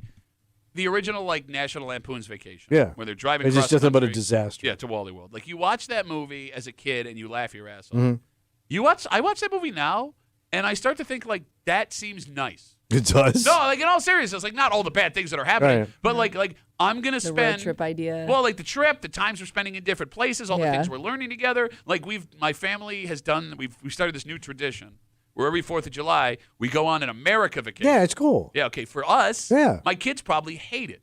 Yeah, they probably want to do more kid-themed things, Exactly. right? Which is what some of these places that we're talking about, they're heavily like made for kids. Yeah. But So- The theme park and stuff. But like last year we went to D.C. Yeah. for America. We went to New York City, checked out all like the American history there. This year we're gonna go to Boston. That'd be fun. Boston's a great town. Love Boston, but we're gonna go do the Patriot Walk and all that Yeah, So you stuff. all think the your history daughters are stuff. going to hate it? I mean, look, my youngest, I think she might be just like placating me. Yeah. You know what I'm saying? And And she then- could also spell that. And then we're gonna go to Philly the year after. Right. But like I like it because like we're all learning together and spending time. But I'm sure like Stella, my oldest, would rather be at Yeah. Fun. yeah. So my sister one At a time, beach. Yeah. my busted ass sister, she bought this conversion van, and her 4th husband went on this trip. They went from South Florida all the way up the East Coast and back. Damn. Cool. It was nothing but a disaster. At the end of the vacation, we had to wire her $200 to get home, and they had to bury their dog in North Carolina. Which is my favorite Ribs Arkansas song. I had to bury my dog in Bury North my pooch in North Carolina. I'm out. Are you okay? I'm fine. 'Cause No, but I'm saying, you've come up short on second Ribs Arkansas lines a lot recently. well, I always afraid I'm going to get delayed. When does that ever But yeah, stop? but like, she just, it was horrible. Like, she had this picture in her head, and everything went wrong. Okay, but like the same stuff can go wrong if you fly somewhere and go to somewhere nice. I mean, it can all go wrong. It can all go wrong, but if I'm going to lose a dog on vacation, let it be Maui. Are parents taking Dragged up by a shark. I'm fine with that, man. I can go have a Mai Tai at the bar. Are parents taking their kids on vacations that their parents took them on, or is this like a whole new experience for both parents and kids So at that's the you same want time? your kids to relive a trip you took with your parents. Yeah, like is your idea of a vacation based on what your parents did? Like if you're a family that drives everywhere, is that because your parents Busted drove you ass. everywhere, or You know, I had is that fun- just based on budget and maybe trying to do a cheaper vacation? I hadn't thought about that, but like we went to D.C. Because my Yeah. grandpa's buried at Yeah, Arlington. right. And like we did all the stuff that my dad had us do when we went to D.C. to bury him. Oh, so you're on an apology tour for your father. We're going to Like, Boston. are you trying to make that vacation better for you and your family? Well, we're going to Boston. Yeah. And we're driving. Yeah. Like my family, because my dad took us all to Boston for a weekend when I was like 14, Oh. 15. And we're going to go do all the stuff in Boston that we did when I was that age. You just made me Oh. realize I'm taking my That's kids on my interesting. dad's vacation. That's interesting. You're Because on a I don't Lance have tour. much interest in doing the vacations that we did as a kid. Now that you bring it up, I would love to drive my kids to Myrtle Beach. And that was like the worst vacation of my life. Yeah, but you could do it Yeah. nice now. Well, it's weird that you it's want to Myrtle go Beach. back to those places. Yeah, like, expired ham from the Food Lion. That's a real thing. The Food Lion. Okay, for those who didn't hear the story. So my dad always trying to save money. Yeah. So we take a trip, and here's the worst part, man. It was a co-family trip with my dad's coworkers. They had money to spend. Yeah. My dad did not. And this was pre-Google, so he picks this hotel that's a fantastic deal, and he gets a brochure in the mail. Yeah. The hotel was under construction. But you didn't know that. right? I don't. He says he didn't. All right. He says he didn't know that. So there's 6 of us staying in a room for 2 people. My dad, we went out to dinner like twice the first night. We were there for like 5 days. The rest of the time, we ended up having to buy groceries and eat all of our meals in the room of the hotel. Also, it's like Myrtle Beach where it's like spring break time. Yeah. 4 people to a room. We had to sneak in the room every time we got back to the hotel. Like we had to Like go one in, at a time? Yeah, go in shifts, like 3 at a time, so we wouldn't get busted. So what did you do for fun? Went to the beach, but it was also like April, so it was like 50. Yeah, it's not pleasant Yeah, it's a weather little that time chilly. of year. We would walk around like the strip they had down there, but he wouldn't let us do any of like the games. He wouldn't let us buy anything at the shops. We Yeah. would go into every shop, and we couldn't buy anything. We wanted to go to medieval times. That's all I wanted to do. That wasn't going to happen. No. We went to both Planet Hollywood and the All-Star Cafe. He made us get the cheapest meals ever. Water, no soda. Even when the waitress was like, "Oh no, the soda comes with it," he was too embarrassed to be like, "Oh, I thought it cost money." So he's like, "No, I still want him to have water." But like that sounds romantic with my kids now. Yeah. I'll give them soda. All right. How about that? The soda tour. That's a compromise. All right, let's take a break. This man is not taking any cheap vacations, my friend. Oh. I didn't know you could own this many franchises. So, how much money's he got? A invested? Lot. Okay, well, let's put it this way, man. He just spent or The is most for anything. Yes, bless you. The most for any sports franchise in the history of humanity, and he adds it to other premium name brand bless you Kimmy franchises. We'll tell you what sold yesterday. Right. Next here at the break room on CMF.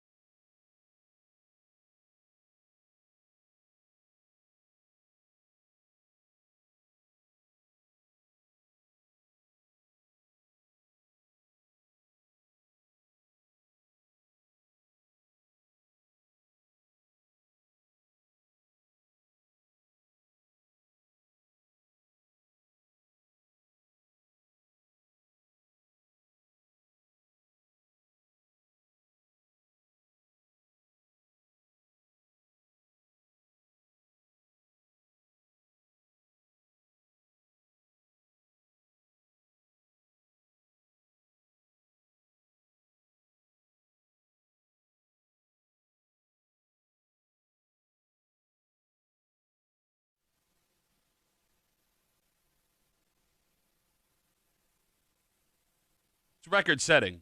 And it's jaw-dropping that these are worth this much now. Yeah. But what is more insane is you would think like one person having this money for this one thing. Yeah. Who has this? This man now is in control of some of the biggest sports franchises in leagues across the planet. Wow. You're hanging out in the break room. Rochester's Classic Rock 96.5. WCMF, a report yesterday from ESPN that the Los Angeles Lakers have been sold. Wow. Or they will be sold. Yeah. The Buss family, who's owned them for, God, forever? Decade. Oh, since the 60s. Right? Okay. Yeah, 70s. They have sold the franchise. You ready for this? How much? A record-setting $10 billion. What What a bargain. Let me say that again. Yes. A basketball franchise just sold for $10 billion. To put that in perspective, Yeah. that is almost 10 times what Terry Pagula bought the Bills for a decade ago. Yeah. Are they the sole owners? Or are there other The Buss family? owners with smaller parts of it? So the man who owned, the man who's buying the Lakers, which we'll get to in a second, apparently owned 20% of them before. Oh, okay. So I guess he's just buying a Okay. controlling Okay. it. But whatever, he's paying $10 billion Yeah. for whatever he's buying. So the man who bought them, his name is Mark Walter. Have you ever heard of him? No. There's a reason. He is a very private man. He's an American businessman and chief executive officer of Guggenheim Partners, a privately held global Oh, yes, financial. the Guggenheims. You got it. The Guggenheims. So owning the Lakers would be pretty damn cool, right? Well, yeah. I mean, you kind of already did. Yeah, well, you're part of them, but now you get to make all the decisions. But now you don't have any more money. Well, no, that's not true. Well, actually, based on what we're going to tell you here, he is also the primary owner and chairman of the Los Angeles Dodgers. Oh. Oh. Okay. He operates and owns Andretti Global, which is a Racing team? Racing team. You Yeah. got that. Damn. He is the owner of the WNBA's Los Angeles Sparks. Okay. And he is one of the founders and a team owner in the brand new Professional Women's Hockey League. Oh. He also owns 12% of Chelsea, the The soccer soccer team. team? It's gotta be pretty big. That's a pretty big thing there. And he sits on the boards of two colleges that he went to and helps with their athletic. So he owns the Dodgers. Owns and, the Dodgers. And the Lakers. Lakers. Yeah, That's hold right on. there. That's the two big ones. LA Sports there. Yeah, but I mean, I don't know. Chelsea, how much is Chelsea worth? That might be. But he only has 12% of Okay, it. but Yeah, but still, let's see. What are the Dodgers worth? They've got to be up there too, man. Well, yeah, because they also just won 2 World Series. Right. So he himself owns 27% of the Dodgers. Okay.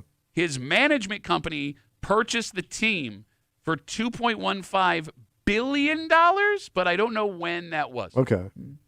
2012, I'm sorry. Right. So he bought the Dodgers for So I bet you the Dodgers are going to be up there in the double-digit bills Yeah, I would think so. or close. Yeah, I mean, but look, if the Lakers sell for 10, Right, that's what I'm and you got saying. Shohei Ohtani on that Dodgers team right now, that's a global icon. You got people taking vacation, we're not making this up, from Japan just to go to Yes. Dodgers games. What was that stat that you told me? 20% of Japanese tourists that go to Los Angeles go to Dodger games. No, I'm sorry, 80%. 80%. 80%. 80% of Japanese tourists in Los Angeles go to Chavez Ravine and sit in Dodger Stadium. Just to see that guy. How? Like, this guy spent like $20 billion on just sports franchises. But it sounds like he owns this business that he has. Sounds like it just prints money. Yeah. Yeah. And also helps him buy these things. I mean, by- don't forget, it's the Guggenheim firm. Yeah. I I have no idea. what is Guggenheim? Because I know don't it's know, It's a but it museum sounds- in Manhattan. Sounds like something out of a movie. Well, no, but the museums are also named after things. Well, I thought the Guggenheims were rich people that opened up that museum. Okay, but if he runs this Guggenheim thing, his name's not Guggenheim. So maybe he bought out the Guggenheim firm. Oh, what does that even mean? He was working on the Guggenheim project, Guggenheim and he account. closed the Guggenheim project. I'm done talking to you. Yeah. You were going to say something, Kimmy? Well, I was I'm also wondering. I mean, obviously, you're gonna get a return on the Lakers and the Dodgers and Chelsea. I would guess, but like the other ones seem like I would guess more of like almost a passion project. PWHL. Like, Women's yeah, sports. like I don't know how much money you're making on like women's hockey and women's. I mean, it's an investment, and it's awesome that somebody would want to invest in that. I'm just surprised. Like, I wouldn't think it's necessarily printing money for him. Okay, so you got that. Women's hockey? Are you kidding me? Have you seen the numbers? It's a valid I point. mean, we've seen a pop in the WNBA, which is awesome. Huge pop. In fact, it's been all over television all morning I because know. Caitlin Clark keeps getting pushed around by people. How dare you? No, so there's two ways to look at this. Yes, sir. I'm talking to Kimmy. You're right, Kimmy, as we talk about this guy who just spent a record $10 billion on the Lakers, Mark Walter. It could be I have passion for women's sports and I want them to succeed. Let's not forget, there are lots of people who invested in silly sports leagues that became gajillionaires because of it. Ralph Wilson is one of them. You never know what's going to take off. Right? I mean, what was it? The group of, I forget what their nickname was. But those AFL owners looked like idiots. They got in on the ground floor of the modern NFL. There's also, I'm going to screw this up. When the NBA absorbed the ABA, the owner of the Kentucky Colonels, I believe, negotiated a deal where they would give up their team, and again, those guys were looked at as idiots too, for a percentage of the television revenue of the NBA forever. So, so you just get paid forever. But they signed the deal because back then, not a lot of basketball games were on national television. Right. They are making like $100 million a year on this deal. And the NBA has been trying to get out of this deal for like 20 years. And they can't. So like those guys, like you said, Kimmy, hey, it sounds like a couple of guys that want to make Kentucky really great and have fun. Invest in women's sports. But he may also have daughters that played sports. And, he may have a wife that pushed him in that direction. Like you should throw women a bone. He could also see this as a massive way to make money. Absolutely. But I'm saying, guys. But just to get his wife off his ass, I'll buy you a goddamn team. So it's like it would be like the opposite of what your wife does with you. I'll buy you a goddamn place to sleep. When you own and invest that many teams, though, how much are you really participating? I guess in the decision making, or is it just like I'm gonna fund this and I'm hands off with everything? The best owners don't. Yeah. I mean, I would argue the best owners write the check, and keep their hands off. Because that's what Ted Turner said about the Braves. The Braves got good when I left them alone. Oh, yeah. He also installed himself as the manager of a baseball team. Yes, he did. Fun fact, Ted Turner, owner of Turner Broadcasting and the Braves, the MLB had to put in a rule that the owner could not install himself as manager because he made himself a uniform and managed one game before they threw him out. There's photos of him in the dugout. But I mean, Kimmy, to your point about the owners and meddling and all that stuff. Is it purely just a financial decision, or do you want to actually have some say here in some of these franchises? I mean, these guys just want to make money. Well, I mean, that's how this guy became a bazillionaire. I don't know, some guys do it because they're fans. Like, they are legitimate fans of the team. Mark Cuban's one of those guys. I mean, he's not a primary owner of the Mavs anymore. But I think it could be twofold. Maybe part of it is you want to make those decisions. I think it's also a very exclusive club in the 4 major sports to be an owner. Yeah. And you're that guy. Yeah. Right? Like, you're not, I mean, I know it sounds silly, but there's a lot of anonymous billionaires who want to be people, and they don't get recognized. Yeah. And it bothers them. This guy now owns the Dodgers and the Lakers. Yeah, it puts him on the map. What's weird is he grew up in Chicago, a diehard Cubs fan. Wow. He and his family still live in Chicago, so it's possible he's not even a Dodgers fan. Really? Just the only team he could get his hands on? Maybe. That would be cruel. He just loves baseball. All right, Kimmy, let me ask you a question. Yeah. All right, because owning a piece of an NFL franchise is an effing goldmine. Pretty cool. They print money. Yeah. All right, you're a diehard Bills fan. Yeah. But the Miami Dolphins are willing to give you 1%. Would you do it? No. What?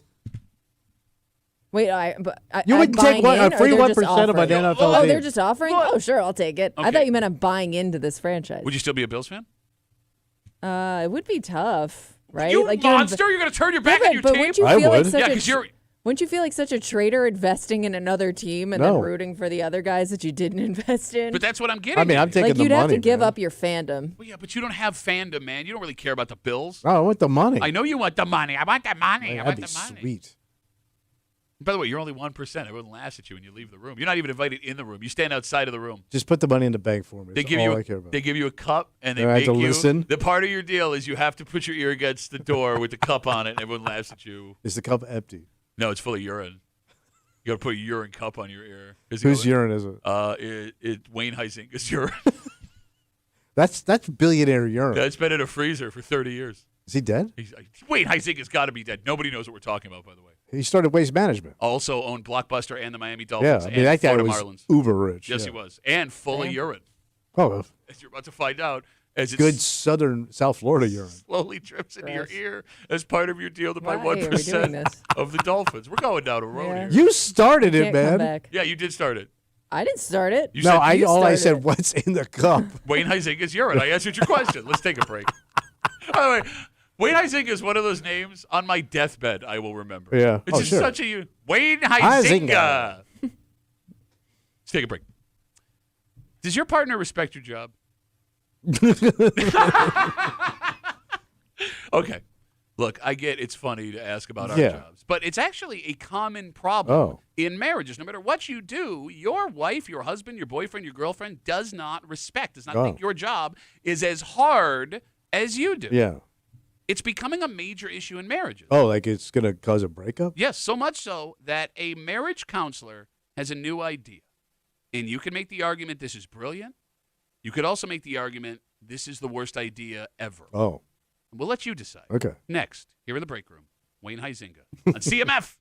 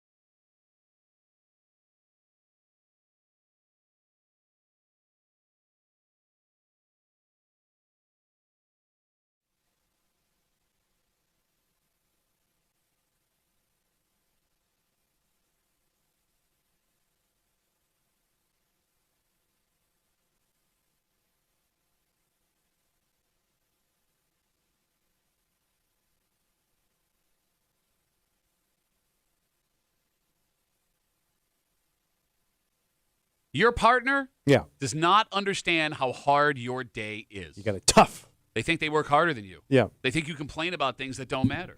They may think your job not all that important. Yeah. And there is nothing you can do to fix that until now. Oh, how do I fix it? Well, there is a new idea that would either be the best thing that could happen to your relationship or the worst thing that could ever happen at your job. Oh, that? What?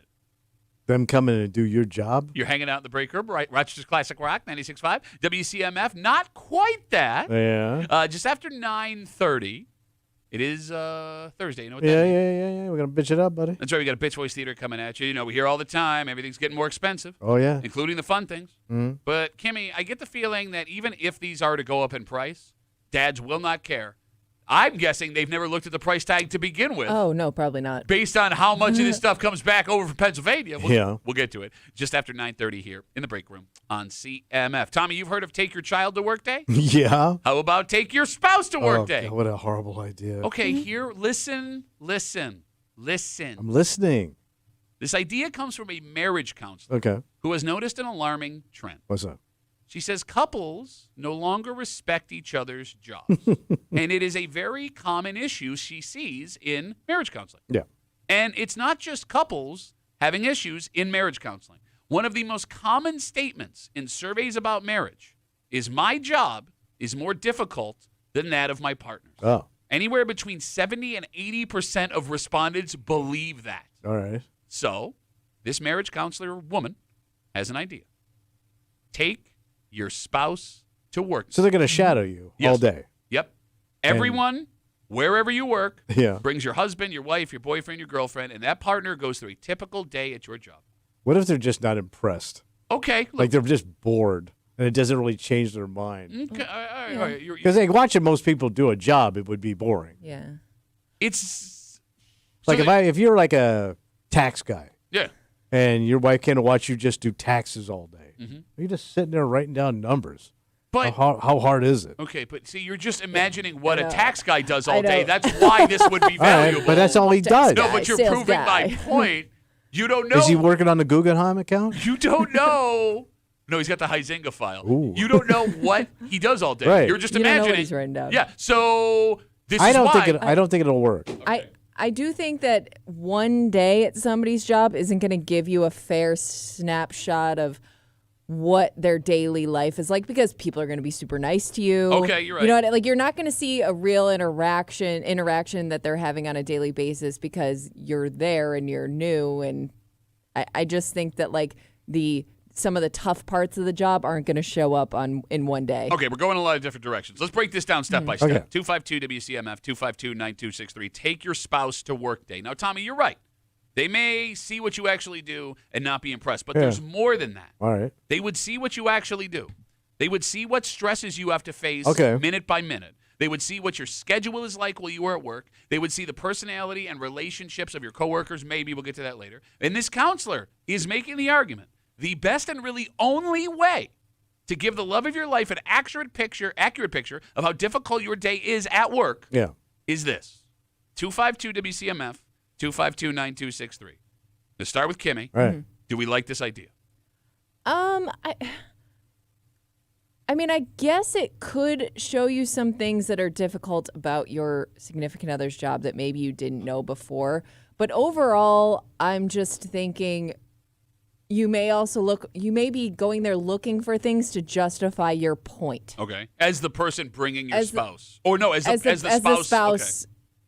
Going to the job. Like, you're only going to look for, I guess, the things that you think that you imagined in your head. Okay. So you may not even see some of the tough parts or the reasons why they're stressed. Do we think this is a good idea? No. Why? It's just not, it's not good. Okay. You were saying, I'm sorry. Yeah. So I was going to Go ahead. I've tried to do that. Go ahead. I would You're so dumb. it would suck too because like to have like your spouse there, right? And let's say they give you a fair shake. Yeah. They don't say a word all day. Get in the car. Yeah. They start critiquing your job. Like what they think you're doing wrong, how you can improve it, why This is why you don't make enough money. This is why you're always late. Okay, Like you could get all that rundown because they're just not going to sit there quietly go, that was really impressive and you worked really hard. I love how every marriage scenario Tommy pulls out is like a bad wife from a 50s sitcom. Here's why you don't make enough money, and this is why your boss never wants to come over, and I'm going to leave you for that guy who owns a tire shop down the street. Yes, that's what you're going to get. You're an idiot. No, I'm right. I don't know if you're going to get, I can do your job better, because there may be things, I'm worried like, you don't really understand their job, so you're going to think that it's less work than maybe it actually is. Like you not doing that job every day, I don't think you're going to have a full grasp on what they actually do. Okay, I don't think we're both out for different reasons. 252 WCMF. I don't think this is the worst idea. So you think it's good? Look, what's the good? It can be very frustrating when your spouse dismisses the things that can bother the hell out of you about your job. Like it can be infuriating. Yeah. And we're all just as guilty about rolling our eyes when they're not looking and describing something about how hard their day is at work, right? Yeah. It would give you a new perspective, and that's what you're not wrapping your head around. Like, you think that people are going to automatically walk in looking to dismiss. It is a new perspective. I'm trying to come up with a downside. Like, the downside you're saying, that those aren't downsides to me. Did you ever... Being criticized or critiqued? Let me put it this way. If my wife already believes that my day is cake and no big deal, what changes if she comes in and feels that True, way? I guess it can't hurt. Nothing changes. So I'm only winning here. Either she reinforces what she already believes, which she's already telling me anyway, or she gets a new perspective. I don't think she would not get an unvarnished look at your job. Okay. Because you're going to oversell it. Everybody's going to be on their best behavior when you go to work. If she's watching you, you're not getting the real everyday you. You're watching me. And you're going to oversell everything. But wouldn't that make it better? But that's not the truth. Oh, my God. It's not. Oh, my. Really? How would you work harder here? Let's say your wife came in. How would you oversell? Would you be funny for the first time into a microphone? We'd all like to see that. I'd try. I'd try. I'm thinking of it from a kid's perspective because every now and then you'd go to like a take your kid to work day. And as a kid, you only saw the cool parts of the job. Okay. So I don't know if like a spouse would have the same experience. Like you're only going to see the highlights. All right, so let's talk. Yeah, I was going to take my wife in another room, give her coloring books and PXY stickers and hang out for the day. But she would much rather do that than sit in here. I would love to do that. All right, let's break that down. 252-WCMF, 252-9263. Again, we're talking about this marriage counselor. She says that one of the most common problems she's seeing with couples that are struggling, they don't respect each other's jobs. They think they have a harder job, that their day is more stressful, and that has become a common statement in marriage surveys. 70 to 80% of people in a marriage believe their job is more difficult than that of their partner. And the suggestion from this marriage counselor is take your spouse to work day. You bring them in, you walk them through a day in your life, because just because they think the job is easy doesn't mean that there aren't stresses. Well, before we get back to the whole take your kid to work day comparison, there's been folks writing us on Instagram. What do they say? Duffy on WCMF, the easiest way to get us on Instagram. Nick writes us, I'm thinking the idea of bringing your significant other to work is going to out a bunch of cheaters or show how much of a flirt you are or when you get flirted with. Well, you're not going to openly flirt with your wife hanging out. Your spouse might see something like, no, did you see the way that person looked at you? Or what are you doing at work, Nick? What are you doing over here, buddy? It might not be anything, but I guess to his point, they could see something that maybe isn't there or start to question things. Okay, that didn't even cross my mind. No, but these are the things you don't think about that can blow up in your face. Oh, my God. Who do you flirt with? Nobody. I don't like Hey, him. Billy Kid. Love that flannel tucked into that braided belt. He does fill out flannel. He's a flannel filler. Oh, yeah. Tommy's wife would come to work with him and see all the good hiding spaces, like where he hides from people that he doesn't want to talk to as they pass by. Okay, no, in Tommy's defense here, and I think maybe I'm figuring out why he hates this idea so much, you are in a very unique spot where your ex-wife still works here. Yeah, that's true. Oh, yeah. So that would put... Wait, you forgot that? I try to forget it constantly. How would that work? I have no idea. I don't want to find out. Well, like, here's the thing. Like, there are... If you have... It is a common thing, especially in this town, to have dated, hooked up with a coworker. Yeah. If that coworker's still there, would you dare bring your significant other? Your significant other probably knows that they're there, right? Most of the time. Oh, yeah, I'm sure they would know. Especially a wife, an ex-wife. Yeah, that would be very awkward. Any Christmas party or any work event, you'd see them there. Well, but that's why you don't say anything. Yeah. Right? Yeah. Okay. Going back to this idea, because, Kimmy, you bring up Take Your Child to Work Day. I never actually got to do Take Your Child to Work Day. Yeah. Because apparently you can't let a 10-year-old ride around with a police officer all day.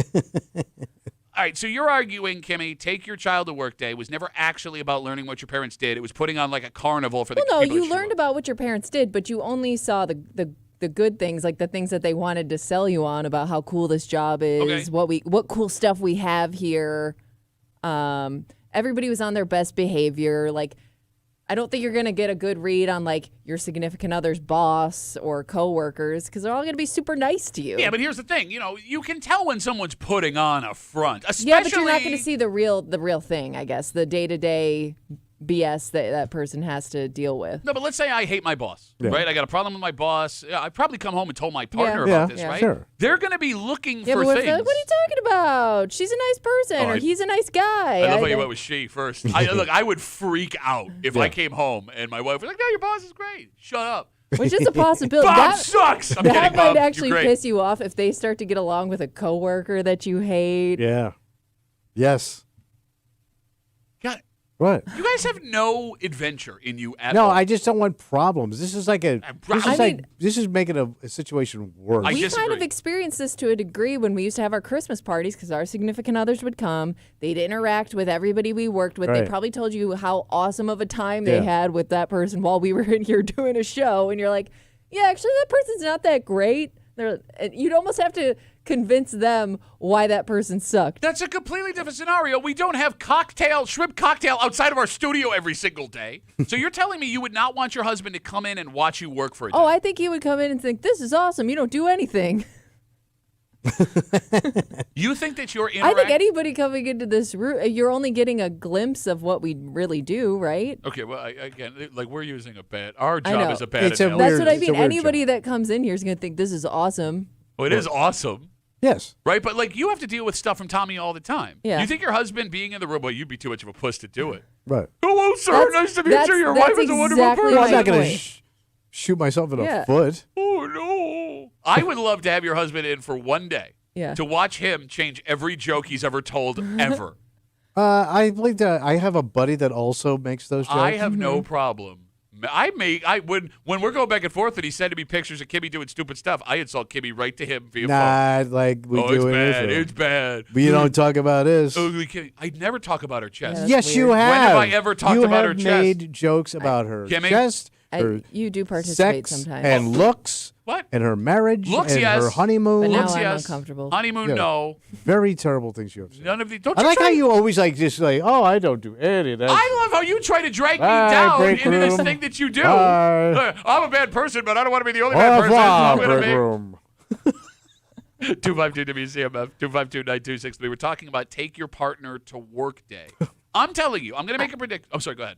Well, I'm thinking this probably has happened to an extent when a lot of people were at home, couldn't go into the office, so they work from home, and we talked Yes. all the time about married couples having to share space while working. You'd see a different side of your significant other. Did that help or hurt their relationship? Totally different. Working from home has nothing to do with working. I mean, look, when we No, were, because now you could see how busy they are, How they talk interact. to people. I mean, Like on the phone, how Yeah. you talk to people. Yeah. Well, I disagree because, like, when we were broadcasting from home, as hard as it was great not having to look at your ugly face every day. It was totally different. Work from home is totally different. No, but than you working in would office. see how you Yeah. interact with people. Okay. So, because I know, like, there are some people that go, like, man, you're really, really harsh on that Yeah. person. You're very mean, like, when they disagree with you. Yeah. People said that to you? No. That No, other not people, you. No, other people were talking They out about there it. saying. I'm telling you. Here is my Pat Duffy prediction. Yeah. A pet diction, if you will. What?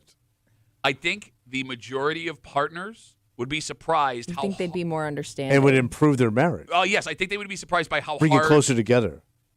I think they would be surprised by how hard their husband or wife's job is. Wow. I'm telling you. And by the way, it's not about whose job is more important. That's not what we're talking here.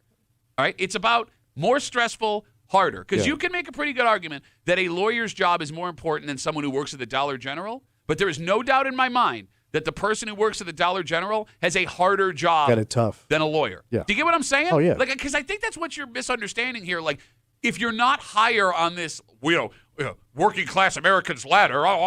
The higher you are on the ladder, that you're automatically going to get more respect. I disagree. Okay. No? I don't know. You know you've worked those jobs before. Right, but they may look at that job as demeaning. Okay, yeah, and that makes it harder. Right, but they may not see it that way. Okay. They might just say, like, why are you doing that job? You know what? Get a better job. Okay. I mean, you don't. The other person has a vote in this. I understand. I don't think a single person could walk through the day of someone who works at a Dollar General, places like gas station, and go, oh, this job's easy. I can do that job. I would love to do that job. Do you? I'm doing you. Do you worry, though, because my other fear would be if I brought my significant other to work, they saw how hard it was, they admitted how hard it was. What if they wanted you to quit? Or what if they wanted you to start doing things differently based on what they saw at work? Okay. I mean, that could cause some friction, not because they didn't think you worked hard, but because they're like, yeah, you shouldn't be putting up with this. That's a valid concern. I'm with you on that. That's a valid they concern. may be giving you good advice, but you don't want to do it. You don't have anywhere to go, or you're not ready to move on. You don't hate it that much, but they don't want that for you. Okay. I mean, that's an issue. That's a potential issue. Never let them in the building. Oh, my God, man. Ever. Oh, my God. Shut up. I would love for my wife to come in for a day and see what happens here. I don't want you dealing with that man anymore, Pat. Oh, what about you? Oh, he knows. She loves Kimmy. He listens to the show. You mean her? I thought you meant, what about you? What about you? No, I'm saying, what would you? No. No, go ahead. No, I'm scared. No. What would your wife's opinion of Kimmy be? She loves Kimmy. Oh, I see what you're saying. The other day when Kimmy No, but she's never seen the interaction of you two in the morning. So again, it's we have an interesting job where our spouse can hear us. Yeah. So the other day when Kimmy flipped out for no reason, obviously. Oh, there was no reason? I get feedback from his wife when there was no like this reason happens. for her to flip out. She did not. She flipped out for no reason. Nothing. I asked. She just sat down and just flipped out. No, that's exactly what happened. I asked a simple question. It's really weird. And she melted the F Just down. happens, yeah. And then said it earlier today on the show. It had nothing to do with her cycle. That was Kimmy's words, not mine. Wait, so now you're talking about her period. No, you your guys wife. brought that up earlier. I'm denying. You brought up the period thing. No, the period. no, you brought up the period. no, You found the article yesterday. Did you not say period? Yeah, she's going to enjoy all this when she's Period. hanging End out of in here. sentence. No, my wife, when I got home, yelled at me because Kimmy flew off the handle for no reason. So yeah, like she loves Kimmy. You, on the other hand, that outfit. Yeah. Your wife would love this outfit. Why? You know, this outfit says family reunion. What do you mean by that? If there was a family reunion, I could fit right in With my wife? with that crew. What crew? Doctors? Doctors, yeah. They're very doctorish. Doctor family? Doctor forward. family. Doctor family. Doctor family. Huh. You know this is on point, man. With what? I've never seen anybody from her family dress like that. Yeah, I can show you pictures of her family. They don't look like that. We went to their Two of her wedding. uncles have these pants. Nobody. Her uncle in Atlanta has these pants. Yeah, but he's a postal worker, so that's why Still he has counts. those pants. Okay, just weird. I don't get it because like her mother, the family reunion on that side, Nah, the other side. the other side. Yeah, the cool side. Yeah, no, she would love being in here. Why would she not? I would kill for my wife to get up at our jobs are easy, fantasy job, awesome. Yeah. But there are stresses. I would love for my wife to get up at 2:30 every day, have to coherently speak for 4 hours. I mean, it's fun, it's awesome. I would not trade it for the world. There It's are the days where it's routine. not the easiest job. Yeah, but you can't compare your job to her job at all. Again, her job is far more important. No, it's Yeah. stress. I agree with you. But And problems. But to look at my job and say there's nothing involved in it's wrong. And she's an administrator on top of that. Was an administrator. She had to. Stop talking. No, it's true. No. Oh, Keep it's it not going. as important anymore. She had to give it up to go to all those family Oh, it reunions. sounds Tommy's like going, now I'm invited to the family reunion because she lost a position. Apparently. Got that? Oh, Yeah. lost it? No, she resigned it. You assume she got fired? Yes. Why? The way you positioned it. I'm out of this conversation. Let's take a break. It's Thursday. You know what that means? I think we already started. Oh, no, we just watched you back to F off like a bitch-ass bitch. Bitch Voice Theater coming at you. And, it doesn't matter What happened? if the price of these go up because I don't think men have ever looked at the price of these in the first place. Oh, but is it cheap? You don't think they go no. into it with a little bit of a budget? Because I kind of thought people threw in for this, and that's how they decided what they were getting. Okay, I get that people will give money. I'm telling you, when these guys Okay, walk through the they're gonna door, get what they get. mind is wiped. Oh. We'll get into it next here in the break room on CMF.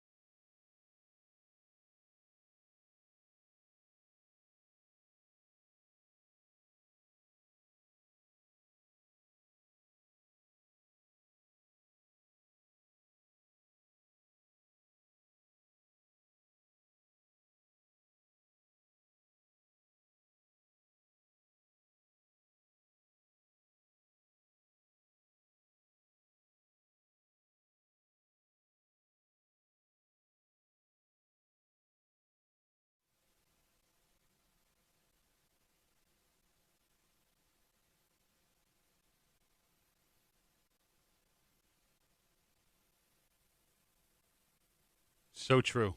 So true. No, you don't get it. You don't have blue eyes. No, I don't. No. Do you? Yeah, I'm the sad man behind blue eyes. Oh, I didn't think Irish had blue eyes. When Irish eyes are smiling? Yeah, I didn't hear blue. I thought they were like brownish, like murky from all the booze. Why would I be sad? Why would I be sad behind these blue eyes? Behind boozed eyes. A story on 10 NBC, sounded the alarm. Another thing that is getting more expensive because of potential international situation. You know, the tariffs and stuff? You got it. But I'm pretty sure that with these, no man has ever looked at the price. No man will ever look at the price. And when it comes to what they're willing to buy, it won't affect them. So there's no downtime for these particular items in the economy. There is a downtime. You just don't care when the time comes. Oh. You're hanging out in the break room, Rochester's Classic Rock 96.5, WCMF. We'll get to that in just a second, but it is Thursday. Yeah. When you want to hurt someone in this room, you can't call them short or stupid or say that outfit makes them look like the guy in the mom movies in the background who's always going, yeah! Yeah! You know, I'm going to come over here and do it. Yeah! You got to really hurt someone. Oh, Pat Duffy, I'm jealous of Tommy's pretty little blue pants this morning. I wish I had blue pants, but I'm too wide-legged and thick-calved to wear slim trousers because I'm a thick bitch boy. No one knows what it's like Thick to be the bitch sad boy. No, but it's like to have thick legs. Yeah, you don't know what To it's have like. sad legs. Behind thick those thighs. pants. Sorry, dude. We take all your bitch voices, thigh-related or not. We run them back for you, called Bitch Voice Theater. You want to eat you got another banana to eat during Bitch Voice Theater, or are you going to? No, I'm all done with my snacks. Oh, yeah, because we could turn this live stream. Why can't I eat? We could turn this live stream into an OnlyFans if you We're want. not talking. What, it's dirty to eat a banana? You? Yes. I'm surprised. Especially in those pants. Bitch Voice Theater, heavens now. Let's see him, Ev. And now, Bitch Voice Theater, featuring Thomas Muley, accompanied by Patrick Duffy. Yeah, so the guys that just left, they're on their, their toke break. And, no, but these are good guys. Oh, look at you bitch-ass bitch. Back out real quick. No, but this guy's a good guy. He's a good guy. I can see it. He used the pros. Oh, Pat Duffy, I wish Tommy looked better so I could stare at him more. Because I'm just a Tommy staring little peak physical condition bitch. You don't know what this view does to my eyes on a daily basis.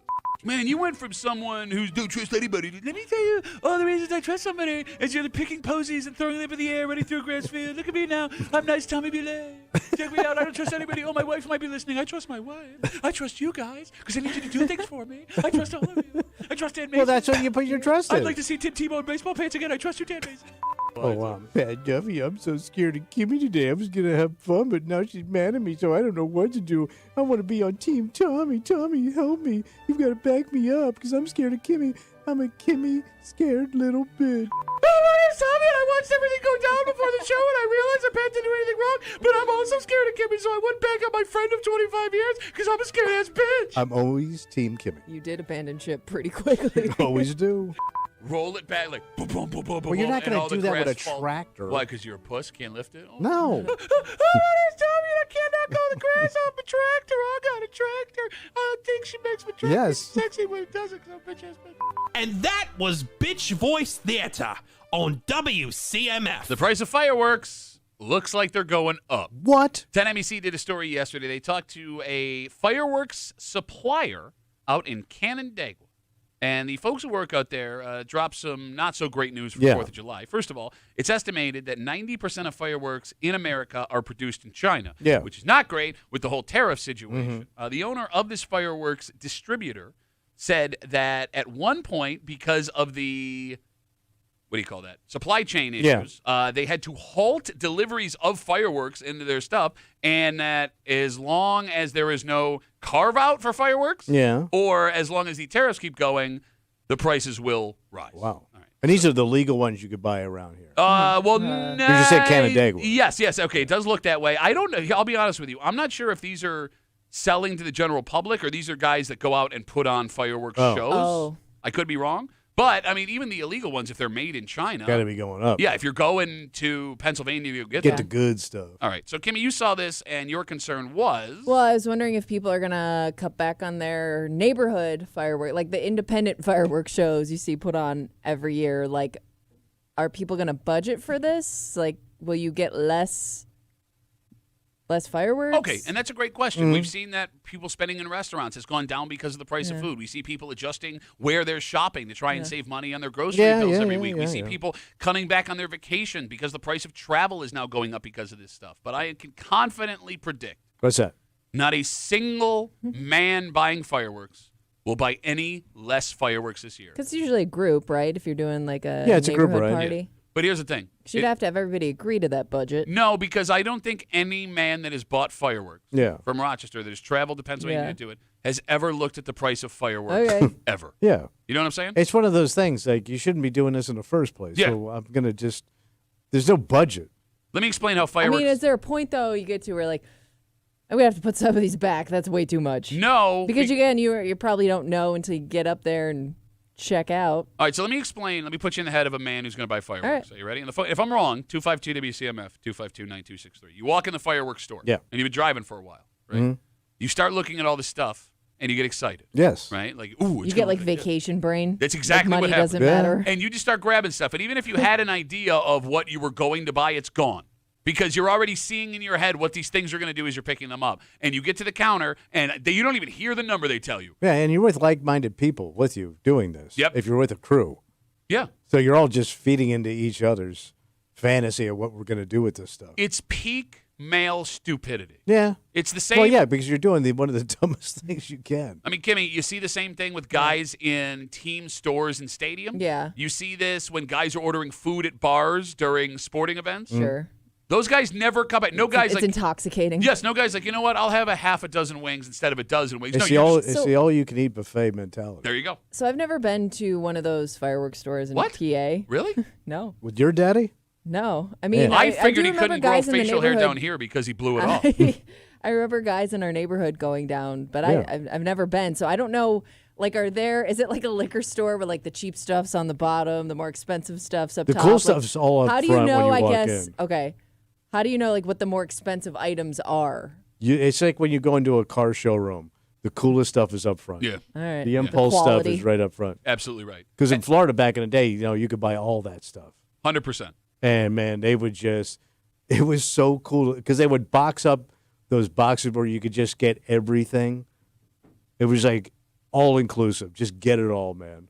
And you also don't understand, Kimmy, the impulse buys that exist at the counter at those fireworks shops because they also sell tasers, swords, and knives. Oh, okay, other dangerous items. Yeah, you got it. Like everything you're not legally allowed to buy in New York. And also, I don't think you're legally allowed to possess them in Pennsylvania. Probably not. I think the but law. they can sell it. Yes, like you have to be leaving the state to do it into a state where it's Just on also your not way legal. Right. through. Could you Google that? Because I think that's part of the law. Is like they check your ID to make sure you're not a Pennsylvania resident. Because I remember, too, like when you got up to the counter, they'd always have those – what do you call them? A cat of nine tails, those really long strings of fireworks. Yes, yes. But they would be like 10 feet long of just wrapped up just firecrackers. You just light one and just let it go. And the whole reason to buy those was to set them on fire to throw at somebody else. Right, or just run them down a sidewalk and just fire them up. Yeah, nobody did that. Nobody did it the right way you were supposed to do it. You set the fuse and you chucked it at your buddy who was sitting in a chair But with a those beer in things his would hand. go on forever. Yeah, they did. And they would never know which way to run. By the way, don't do that. It's super dangerous. You can blow off a buddy's toe. Yes, yeah. What do we got, Kimmy? It says stun guns and tasers are generally legal to own and carry in Pennsylvania. Oh, I meant the fireworks. Oh, the fireworks. I thought you were talking about like the side stuff. I thought Pennsylvania was one of those states where if you have a Pennsylvania ID, they won't sell you fireworks. But if you have any other state ID, I think they'll sell that's it what to you. I thought. I could be wrong. I haven't been down and doing this in forever and ever. 252 WCMF, story on 10 NBC, talks to a fireworks distributor in Canandaigua who Yes. says, The answer is yes. In Pennsylvania, if you're a Pennsylvanian, age 18 and older, you can purchase fireworks with a government-issued ID. okay, Oh. take it back. Oh. I'm a dumb person. I always thought it was the other way, too. But the story says the tariffs with China have been affecting not only the supply chain with fireworks here to America, but they are raising the prices of fireworks. Kimmy was worried that would keep dads from doing their own kick-ass shows. And I'm telling you, no guy has ever looked at the price of a firework in the history of his life. Yeah, it would have to be an insane amount. I don't know what the tariffs are right now anyway. Is it like 30% I don't flat? know. Every day it's different. It's different. 150%.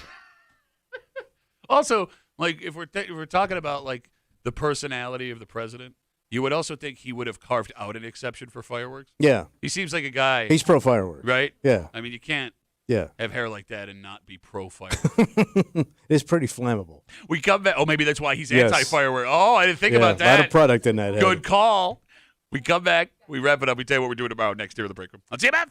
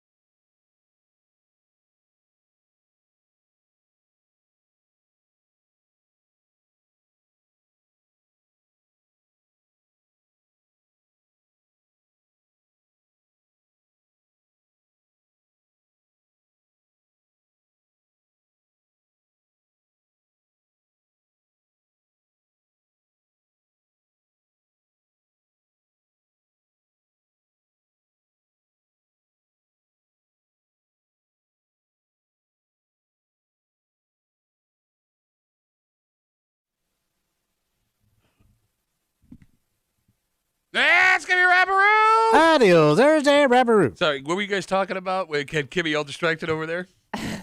We were talking about the Karen Reed trial in Boston. So I was completely dead to the world to this, and you guys have been all like it's a girl thing. Is it a girl thing? I don't mean it to sound that way because I know it's like a serious. I don't think it's like girl power thing. No, it's no, just, I don't mean it's it just like that. simply like I think it's a murder trial. A lot of people watched the documentary. There's like 2 it. documentaries on it, and Yeah. she's done some interviews too. When I say girl thing, I mean like every woman in my life that I know has been following this thing like eagle-eyed. Yeah, she's accused of killing her husband. Understood. Yeah, but she was acquitted yesterday. Yeah, and like it was like it's massive. huge news. Yes, but like every woman I know is like, oh, yeah. I was passed out. Yeah, you got kind of invested if you watched the documentary, but I could see how if you didn't, you would have no idea what's going on. Okay, all right, good. I'm glad I'm all caught up. Thank you. All right, we got to get out of the way. Tomorrow is a Friday. You know what that means? I'm gonna get a little creepy. That's right. We got a creep cap coming at you just after 7 o'clock, plus a whole bunch of more stuff. But we got to get out of the way. Happy Juneteenth to everybody. Yes. There are a whole bunch of parties going on around the greater Rochester area, so check out online if you want to go see what's going on there. Food's going to be phenomenal. Absolutely phenomenal. For Kimmy, who you made the claim that I am just as bad as Tommy when it comes to making fun of you if your husband. Oh no, I'm just saying you take your shots. You take your shots. You kind of jump on board a little bit. You jump on board and I always a notice little it. insulting, a little bit. I notice it more when you do it because it sounds more awkward. Yeah, a little too much. Are you trying to be De Niro? Because No, I'm saying, A little bit, I'm too saying much, like a little too much, his creep Maybe a little bit. is expected. Your creep is not. So I think that's It's more kind of a off-putting. compliment. You know, mine's more of a natural creep. It flows. For Tommy Muley, It flows, baby. who's all about flow. Keep the flow going, baby. My name's Pat Duffy. We'll see you tomorrow morning to the break room, 6 a.m. on 96.5 WCMF.